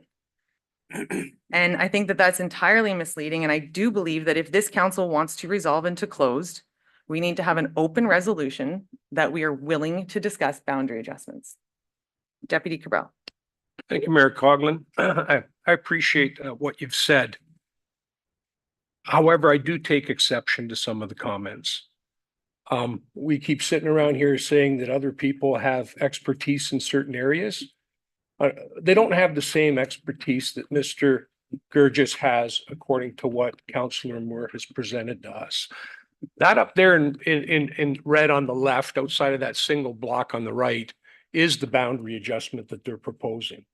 And there's a section in there that actually encompasses that letter that came to council where that MZO was initially supposed to go. So now if that becomes part of Barrie, that's exactly what will go there. Amongst all of those residential homes will be an industrial park. And you know what? I'm going to have to say that I'm also quite disappointed because we keep talking about the negotiations. But the truth of the matter is that we had conversation with the city of Barrie at the direction of this council. And then this council at the last meeting decided that they were going to have a reconsideration, which I actually asked Councillor Thompson, please don't do it tonight, because we needed a staff report from staff. We needed a staff report that could lay out what the potentials were, where we might be able to do work for ourselves. And you know what? Then next thing we know is we're put in a position where we're going to supposed to go and visit with Mayor Nuttall, and we've got nothing. We don't have any proposal. We don't have any strategy. We have absolutely nothing. And that's what this here motion before council is about. It's about developing a strategy. It's not about cross-border servicing. It's not necessarily about boundary adjustments. What it is to put together a strategy, not necessarily to present to the city of Barrie and Mayor Nuttall. That would be nice, but that door was closed on us as far as that last motion for the reconsideration was concerned. But that doesn't mean that we cannot make presentation to the minister, Calandra. You know, we're the little guy here, and there's a lot of other smaller municipalities that are in the same boat wondering what's going to happen to Springwater Township. We're adjacent to a big urban city too. Are they going to come and take a chunk of us because they want to grow? When does Springwater Township get its opportunity to develop and grow? So what we should be doing is, yes, let's have a session. Let's have a public meeting. And let's look at ways that we can move this forward through a partnership that doesn't have to be a boundary adjustment. That's the key here. It should be a partnership based on respect and mutual benefit to Barrie, Springwater Township, and hopefully Oro-Medonte as well. And that's what a strategy is about. That's what putting a plan together is about. But for us to sit here and say, let's not do this, let's not have a bit of a session where we can toss around some ideas and see whether or not as a council we can come up during a training session with some kind of a plan or a policy to move this forward. Because at the end of the day, employment isn't about boundary adjustments. Employment is about creating the industrial space for employment to happen. And that can happen in Springwater, and people who live in Oro-Medonte can work there. People who live in Essa can work there. People who live in Barrie can work there. What we need is a partnership. But what we've got is basically a partner that's not willing to work with us. So we need to put together a bit of a plan that might entice them to at least open the door again. And I'm not talking about a boundary adjustment. In the letter that Mayor Nuttall sent to us, there was a piece in there that I think left the door a little bit open. The piece that talked about, well, how close is this special economic zone to the city of Barrie? Well, maybe if it's close enough, he'll partner with us. And maybe if we can show Minister Calandra that we're in a position to address these employment issues and also the idea of building more houses faster, then maybe we'd be in a position to grow Springwater Township. Because I'm looking up that, which piece do you want to give away, folks? Which residents do you want to just give away? Because if boundary adjustment's off the table, we've got nothing. We have to come up with a different plan. Yet we sit around here and we argue about whether or not this is a good idea. I'll be honest with you, I don't care about Mr. Gurgis, but if he has the ability to come speak to council, I'm not asking him to negotiate on our behalf. I don't think that's what this is about at all. This is about trying to come together in order to develop a plan so that we can move forward, either with the city of Barrie or at least make presentation to Minister Calandra. You know, Doug Ford says he's for the little guy. Hey, folks, we are the little guy. I'm asking Doug Ford to reach out and give us a hand. They just said they got $1 billion that they're going to put into infrastructure. Send a little bit our way. That's all I'm asking for. So I'm in support of this. And I'm in support of having all those other people come to a big meeting and offer their suggestions as well. Because to sit here and do nothing, that's what we'll get, folks. Nothing. Thank you. I have not ever disagreed that if we do nothing, we're gonna get nothing. I would also like to clarify with Clerk Ainsworth, if we resolve into a closed session for training and development, would this council be permitted to discuss anything that would move the business forward? Clerk Ainsworth. Thank you, Mayor Coughlin.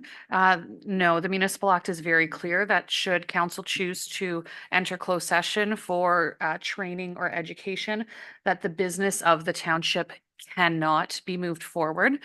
With that stated, council, it's not mandatory that council go into closed session for training and development. It's a choice. Council can choose, but they are not obligated to enter into closed session. So should council want an education or training session, open session is perfectly fine as well. I have Councillors Fisher, Alexander, Garwood, and Thompson. I'm not shocked to see the map up in front of us. As a matter of fact, I'm more shocked by the map itself. I think for any Springwater resident, if you are to look at that those pieces of land and realize the thousands of acres we stand to lose, the potential development in the future and tax base that goes with it, we're losing a lot. And as a matter of fact, I think we may lose Springwater eventually.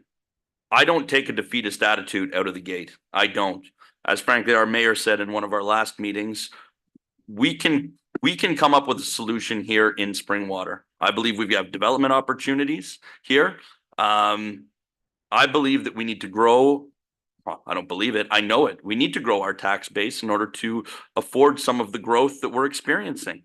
But I want to speak to a few different groups of people that maybe aren't taking notice here. One, people in the north end, out towards Elmvale. A lot of taxes come from this part of the municipality, and they support everything throughout the municipality. We're the first domino that will fall, right? But eventually all the dominoes fall and we won't have a Springwater.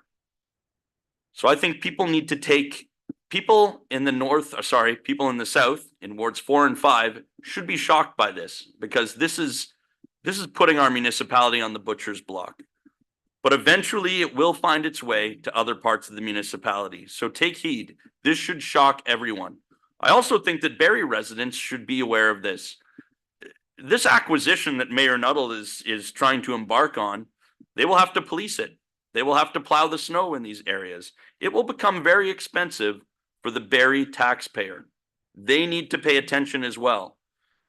Another group of people that really should be paying attention are the folks down at Queen's Park. This is a conservative riding. And given what's happened as of late, I'm sure you all know with the green belt, I think that that Mr. Ford and those in Queen's Park need to pay attention to what is going on here in Springwater. Rural municipalities, agricultural lands, they're not on the chopping block. I'm not anti-development. As a matter of fact, in some ways, I'm pro-development when it's logical. But what I'm seeing in front of me is not logical, and frankly, it robs us of our sovereignty long term. So I'm not defeatist. I believe, as we've heard in council before, we can come up with a solution here, but I do believe we need a little help to do it. And frankly, I believe in Springwater, and I'm not putting it on the chopping block. Everyone needs to look at that, and everyone should be afraid of it. Councillor Fisher, the apprehension I have with having the mapping in this conversation at this table tonight is it's nowhere on our agenda that we will be discussing the city of Barrie and negotiations with the city of Barrie. And the purpose of an agenda is to tell the public what this council will be discussing. So the purpose of an agenda is to notify the public as to, I have a list, I can add you to the, there we go.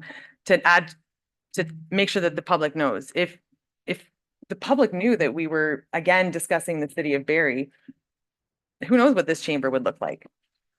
So I think for myself, even having this conversation, there are lots of times when the clerk will remind me that this is out of order, because really the motion before us is speaking about a background and history, not about negotiations with the city of Barrie. So my gut, my integrity, this conversation happening tonight feels wrong. It feels deceitful, and it's not an intention of mine to deceive the public. I had Councillor Alexander and then Councillor Gar. Okay, so a lot of things going on, a lot of different things to say, so I'll try and be succinct and cover the different points that have come up. I understand the issues with the vagueness of the motion. I read it as well, and it was very vague. So I reached out to Councillor Moore to find out more, which I think anybody at this table could have. With respect to discussing it here, I do understand that it's not on the agenda. However, we use municipal updates or question period. This council has numerous times in the past to throw issues out on the floor and discuss them. So this isn't enclosed. If this was enclosed, that is a completely different scenario. This is open. There's people in the gallery. We are taped live. Anybody still has the ability to watch this. So I am comfortable having this conversation because I truly think, for me, this isn't about Tony Georges. This is about the Barrie annexation. And I'm not talking about negotiations with Barrie. That is not what I am talking about. I am talking about Barrie wanting to annex our land, and that is very real. And that is what scares me. With respect to, sorry, I'm going to jump all over the map here because I have random notes. Closed session, unless we are told by our clerk that we need to be in closed session for any of those conversations, and I would respect that. Other than that, any conversation about the Barrie annexation, if we decide to bring in Tony Georges to have conversations, unless advised that we need to be enclosed, I 100% would like those in open. I think we need to be fully transparent, and I want as many people of the public engaged and paying attention, because unless Springwater is okay giving up our land, it is the public that needs to get loud. It can't just be us having conversations up here. I don't know where I am here, so give me 1 second. So again, I'm not looking to go back to the table and negotiate with Barrie. They've made it very clear where they stand. I'm looking for us to stand up and be loud and let the province know we're not okay with getting our land annexed, because we need to get in front of this before the province mandates it for us, which to me means we need a strategy. We need to come up with our own plan. We need to come together as a council and as a township. And right now we have no plan. We don't have direction. So that is where I do see value in bringing in someone like Tony Georges to give us the political expertise. Let's be clear, there are people with very deep pockets, likely in this township, that stand to make a lot of money off of land if this deal goes through. And let's be clear, those people have political connections, and they've been working them probably for the last 6 months, maybe a year, maybe longer. We need people on our side to help us figure out how to fight this, how to get loud, how to get the province's ear. And lastly, Councillor Fisher did speak to this a bit. Right now, we're looking at that map. It is all in the south now, and it's not predominantly the south, and it is the south end. I represent much more considered to be the north end, maybe a little central, but more the north end. As a resident in the north end, we are being incredibly naive if we don't think this annexation affects all of us.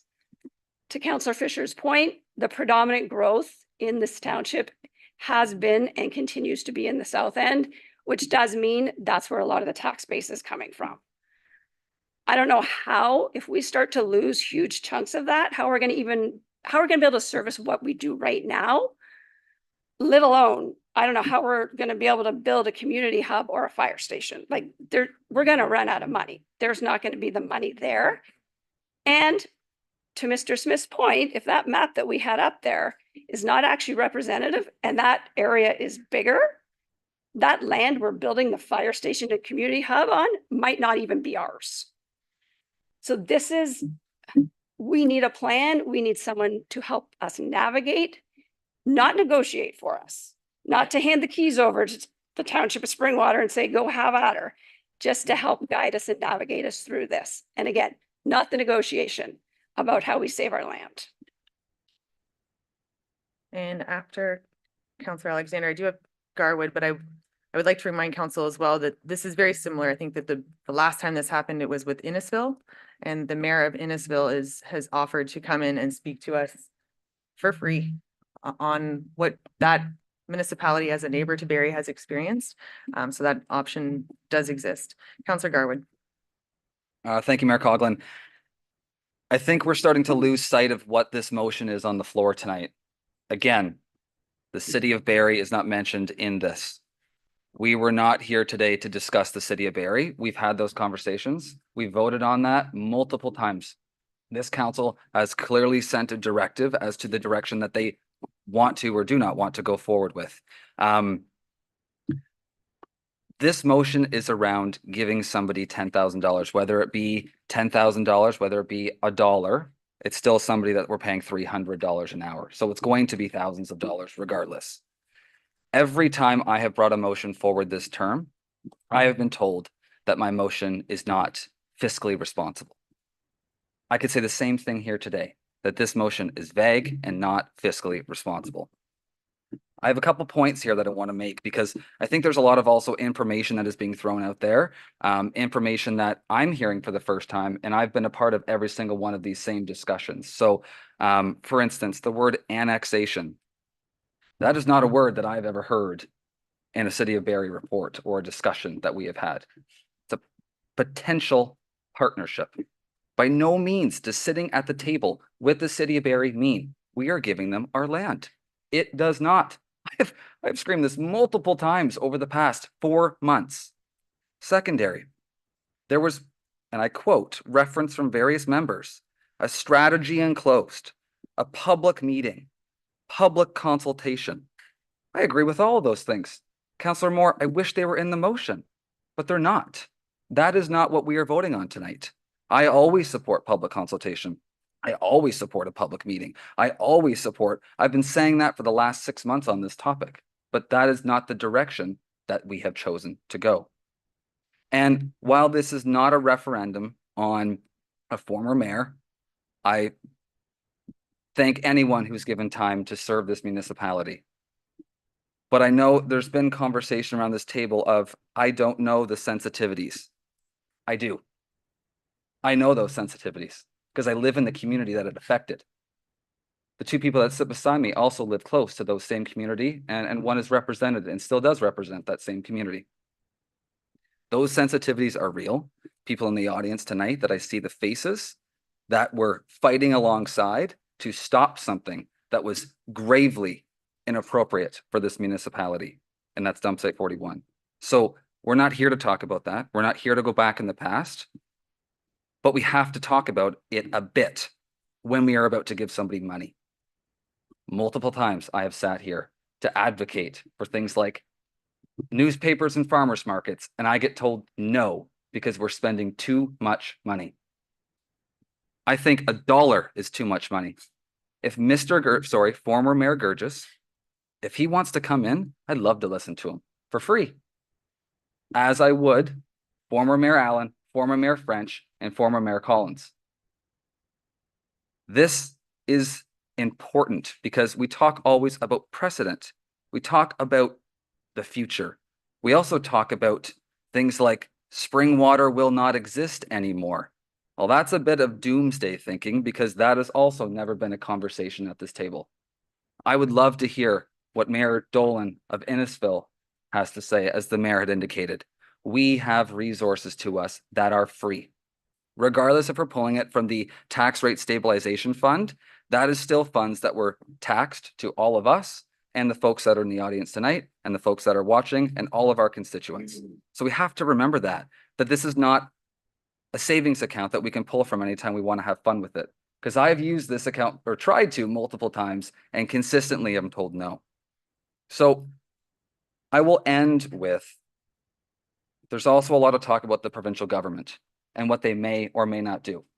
None of us have ever sat in a position that we represent this province. So we cannot make an assumption as to what they may or may not do. Also, the premier was minutes from here 2 weeks ago. And I said this 2 weeks ago or a month ago, whenever it was. He's asked that we work together. He's asked for a local solution.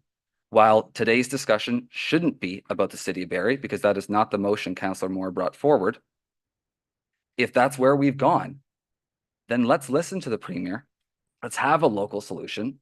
Let's get back to the table. The table doesn't mean we're giving up our land.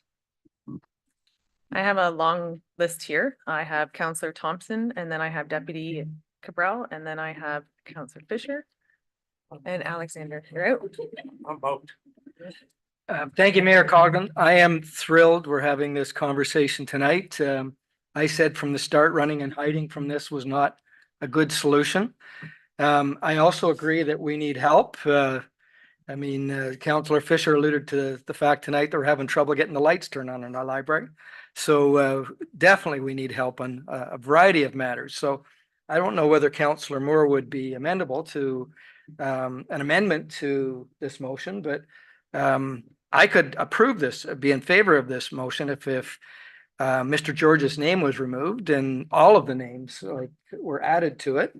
If the dollar value was removed and that there was no money exchanged, and that the closed session be removed, and that we invite them all in and have an open session and information and education and learning session, and that we could all get more education that will help us in the decision-making of these important decisions that are coming forth in the future. So through the chair to Councillor Moore, would any of that be acceptable to you? Councillor Moore? Sorry, I Point of order. That is absolutely insulting to Councillor Moore. It is. They're not working. Trying to find the button that turns them all off there, but my apologies. And I've heard your point of order. However, it was Councillor Thompson asking if what he was asking was an appropriate amendment. It was not, I think he was. And if Councillor Moore would like to address it, she can, and if not, back to the chair is fine. I cannot make decisions for all of those folks. I can't be asked to make decisions for all of those folks. I don't know how they would feel even being in a room together. I just can't even address that. I'm sorry. But I do believe that using the services of past council members is a great way to gain information. So I am happy to reach out, or with the mayor, reach out to those folks and find a way that we can get experience and opinions. This and what I understand is that this township has been approached like this previously and been under the same kind of pressure when Mr. Georges was mayor. So that also for me was a driver because he did personally experience this and his council. So again, that was one of the reasons that I was amenable to having him come. I am not sure what the harm is in a conversation. I don't think it's a harm to have a conversation with somebody. And if it, like I said, I understand the sensitivities, but that isn't what this is about. I apologize to council with the vagueness of the motion. I understand that it was vague. And I do apologize, and I'll take, what Mayor Coughlin often says is, if you have an issue, please reach out to me. And those members of council did reach out to me, and I was happy to explain the motion more clearly. And just as hearing that, would there be an option then to remove the $10,000 and ask Mr. Georges if he would like to add his name to this list of former mayors, deputy mayors, and councillors that are willing to come in and speak to us for free?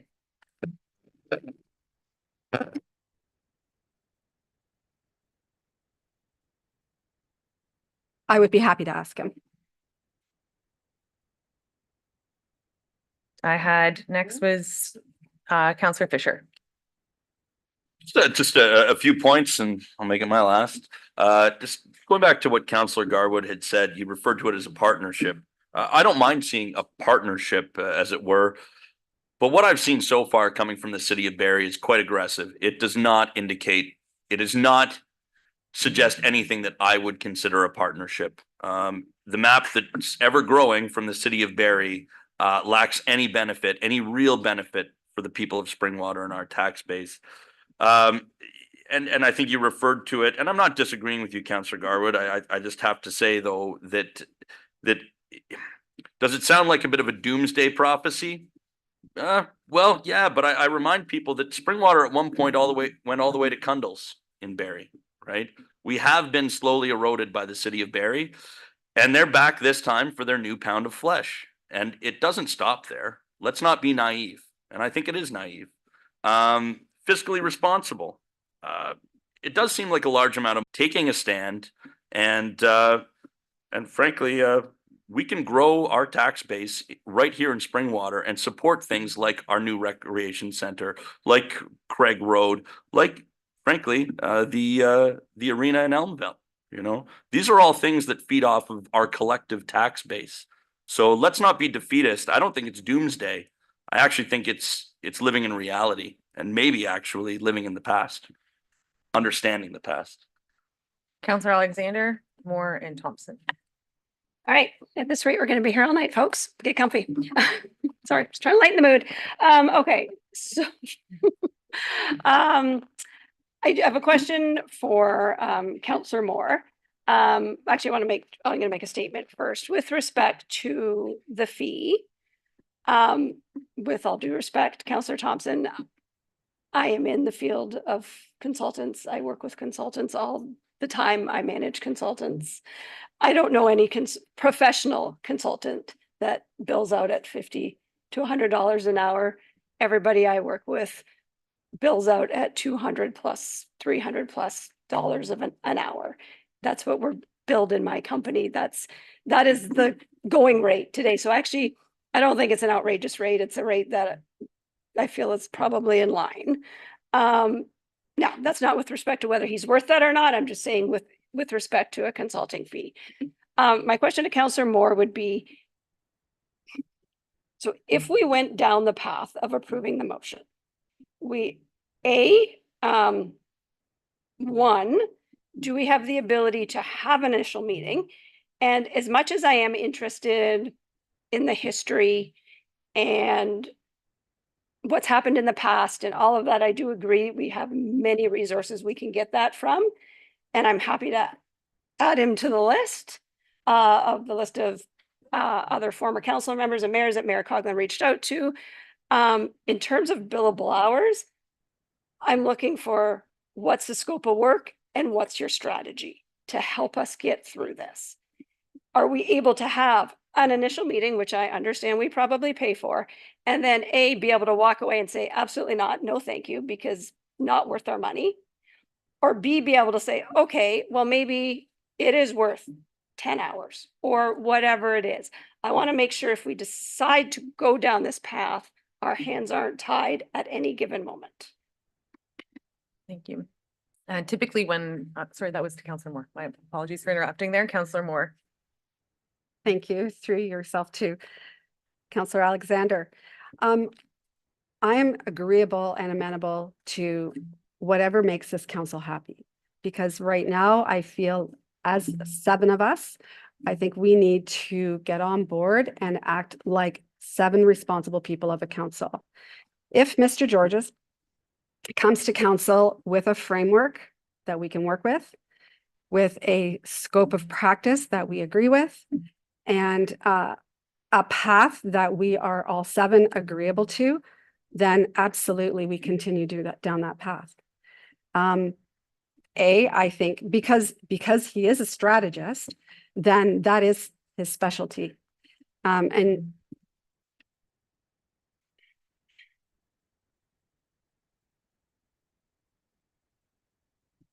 I would expect that we can, work through that. At the initial meeting, what I envision is that he meets senior management. Of course, he meets all of us.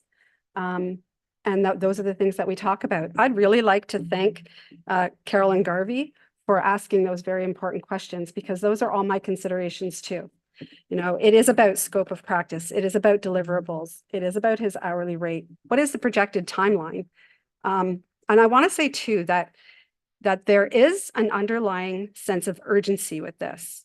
And there seems to be a sense that if we don't do something, something will be done for us.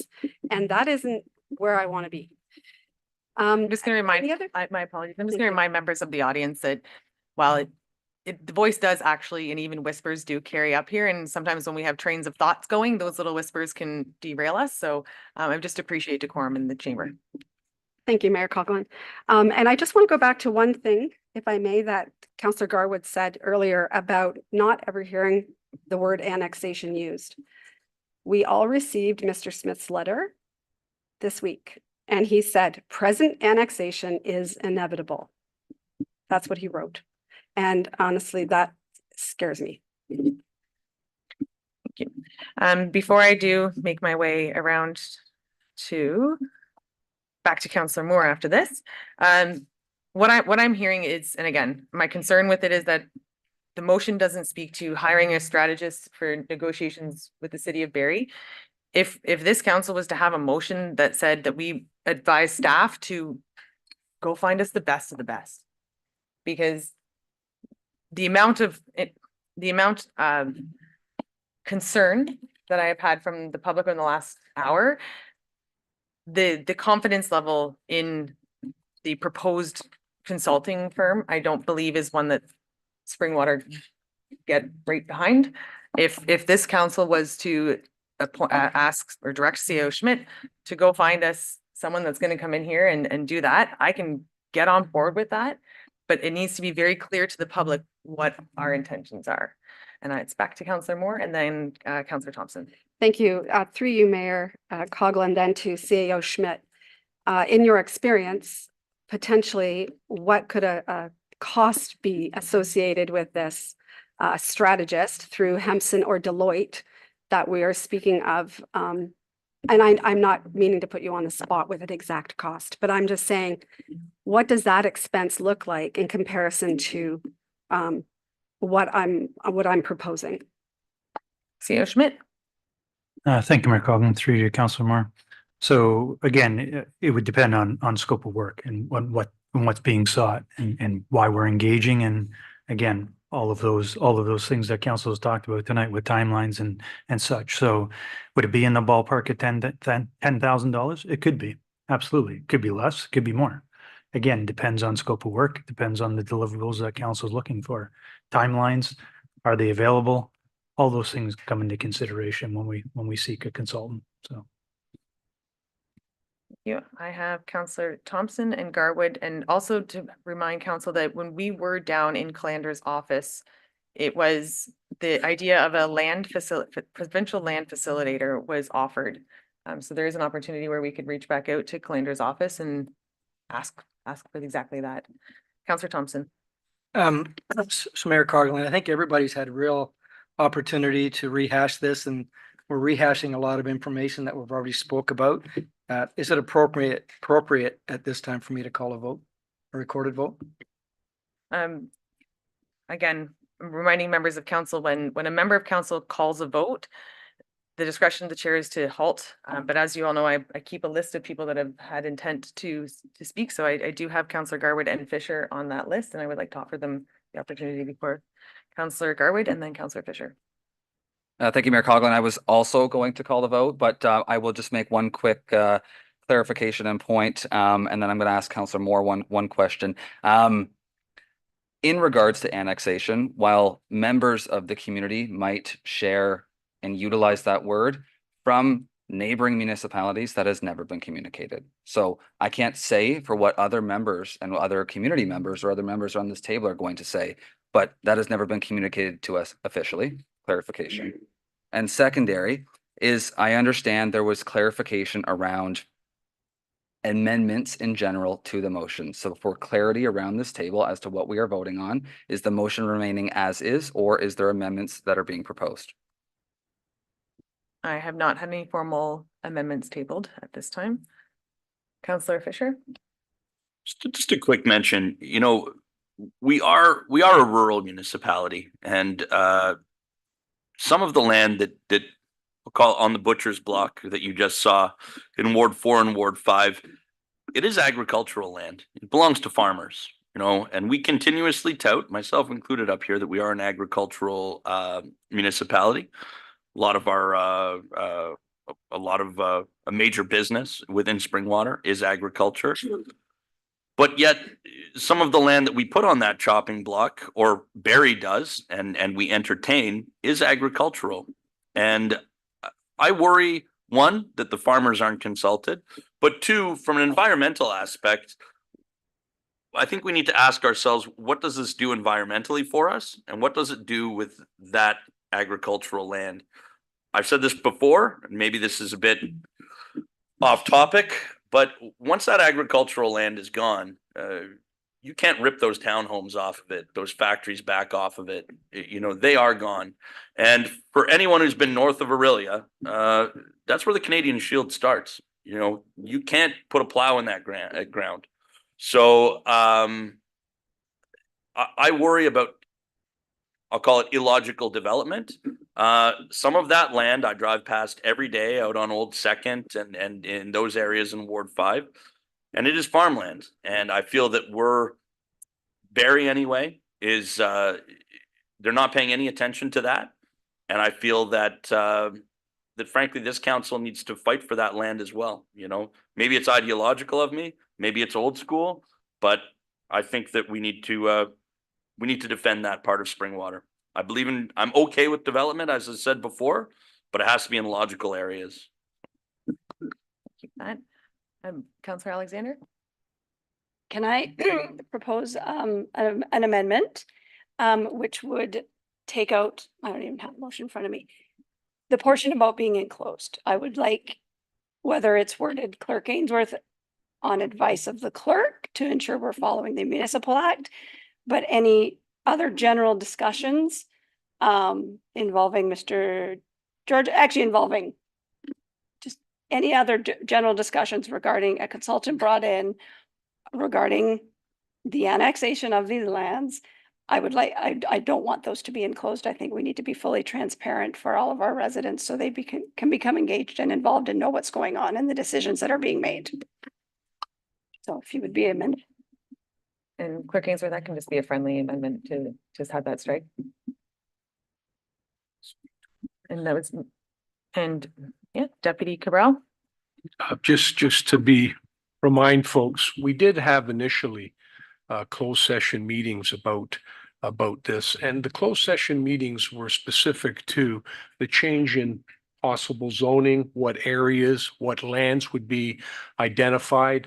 And I'd like to at least maybe, as you say, allow Clerk Ainsworth the opportunity to review what might be presented, because if we go down that particular road and it's an open session, I think the same thing that we were leery of before could eventually come back to us, where we're talking about maybe we'll look at industrializing this particular area to develop it on Springwater Township's way, and then find out that if it was in open, all of a sudden people are trying to make land deals and whatnot based on the fact that the land price might go up. So I just want us to be cognizant of that going forward, that can't or shouldn't necessarily be in an open session, just simply because of that. And everything else obviously could be. So are we leaving it up to Clerk Ainsworth to determine? Clerk Ainsworth? Thank you, Mayor Coughlin. The previous closed sessions were entered into based on negotiations at the time in the fall of 2023. In regards to closed session, all closed session allowances are they're not mandatory. It is up to council to decide whether you would like to be in open or closed. There are some obviously that might have legal implications that you need to enter into closed or should enter into closed. Now for the responsibility of determining whether something should be enclosed or not is up to council. I can only advise as the clerk. It would be up to council to determine what they would like to see enclosed, what they would like to see in open. So that should be structured instead of I can advise, but I cannot state you shall go into closed for this. It would be inappropriate to leave it up to staff at that point. Council should be providing that direction. It could start with one meeting in open session, and then council can determine it once they explore a scope further. However, unfortunately, it wouldn't be appropriate for staff to make that determination.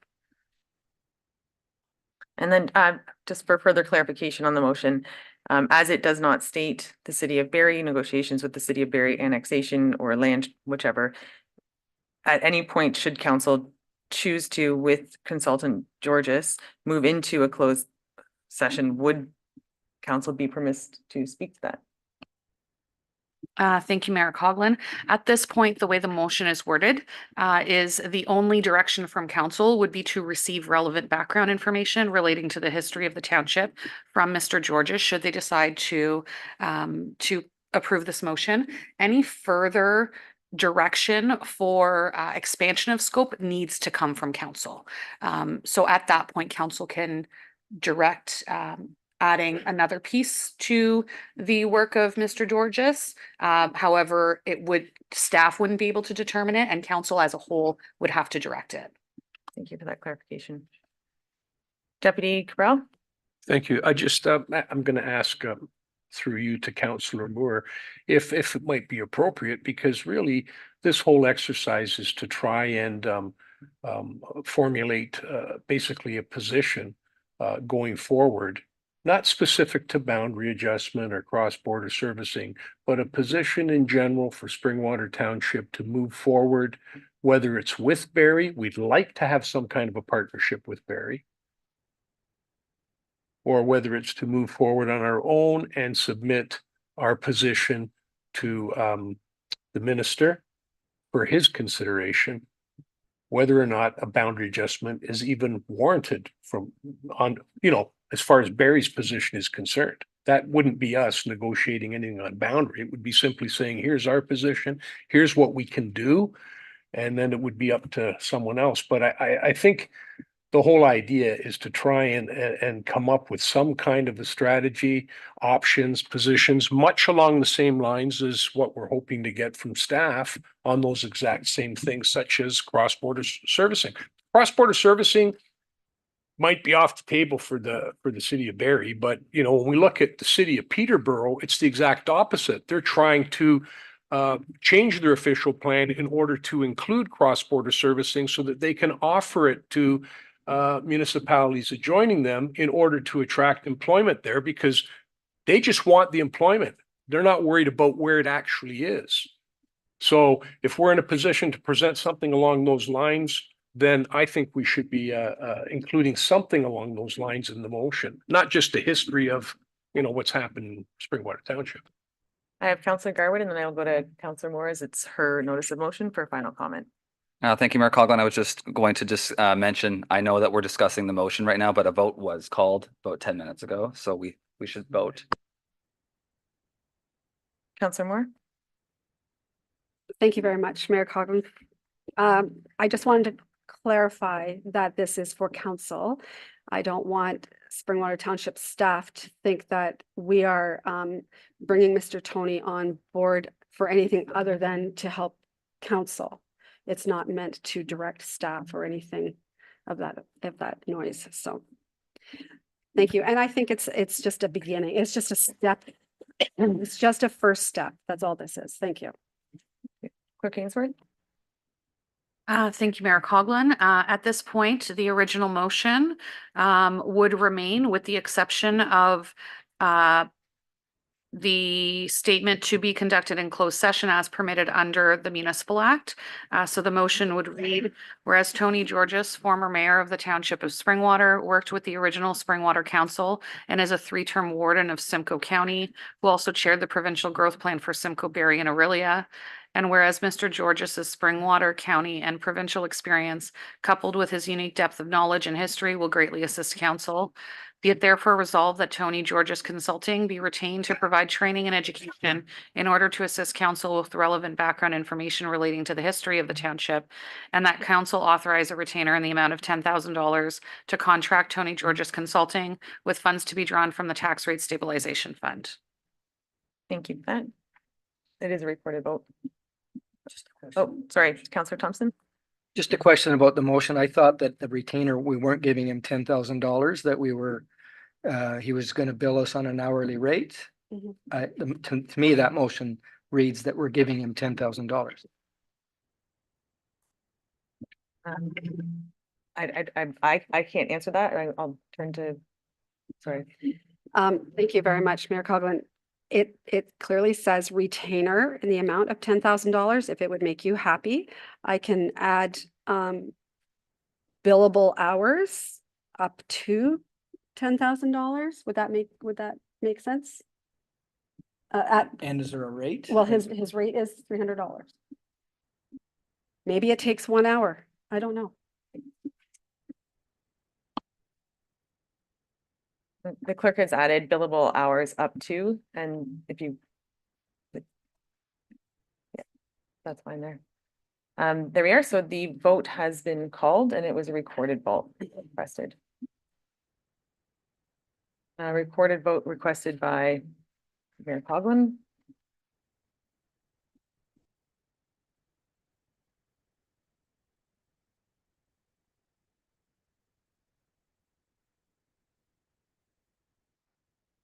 Thank you, Mayor Coughlin.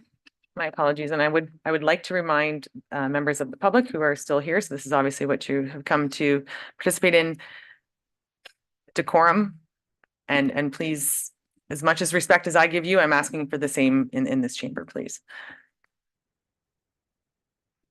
Thank you, Mayor Coughlin. Once I state your name, please state yes or no. Councillor Garwood, No. Councillor Alexander, Yes. Councillor Thompson, No. Councillor Moore, Yes. Councillor Fisher, Yes. Deputy Mayor Cabral, Yep. and Mayor Coughlin. No. That motion is carried.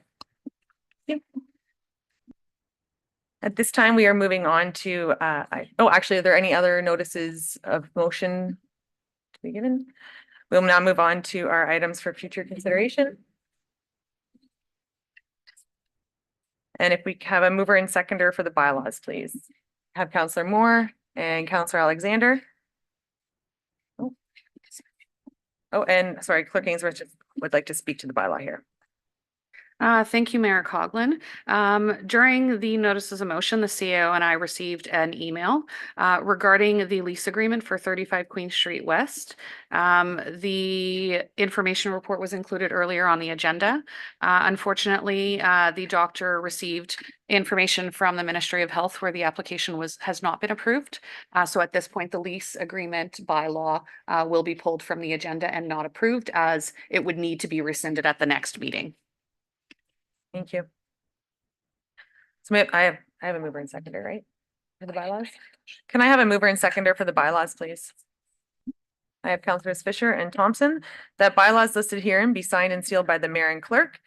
2024-024 cash in lieu of parking at 9 Queen Street West and 5385 ZB 2024-005 of 2364 South Lake Lake Road. Are there any questions on either one of these? And seeing none, all those in favor? That has carried. We are now moving on to the confirmation bylaw. May I have a mover and seconder, please? I have Councillor Garwood and Fisher. That bylaw 2024-026 to confirm and adopt the proceeding of council at the regular meeting held on April 3rd, 2024, listed herein, be signed and sealed by the mayor and clerk. All those in favor? And that has carried, and a seconder for the mover and seconder for the adjournment. I have Counselor Moore and Deputy Cabral. That the regular meeting of the Township of Springwater does now adjourn at 9:12 PM to meet again in regular meeting on April 17th, 2024 at 6:30 PM. All those in favor? And that has carried. And thank you very much.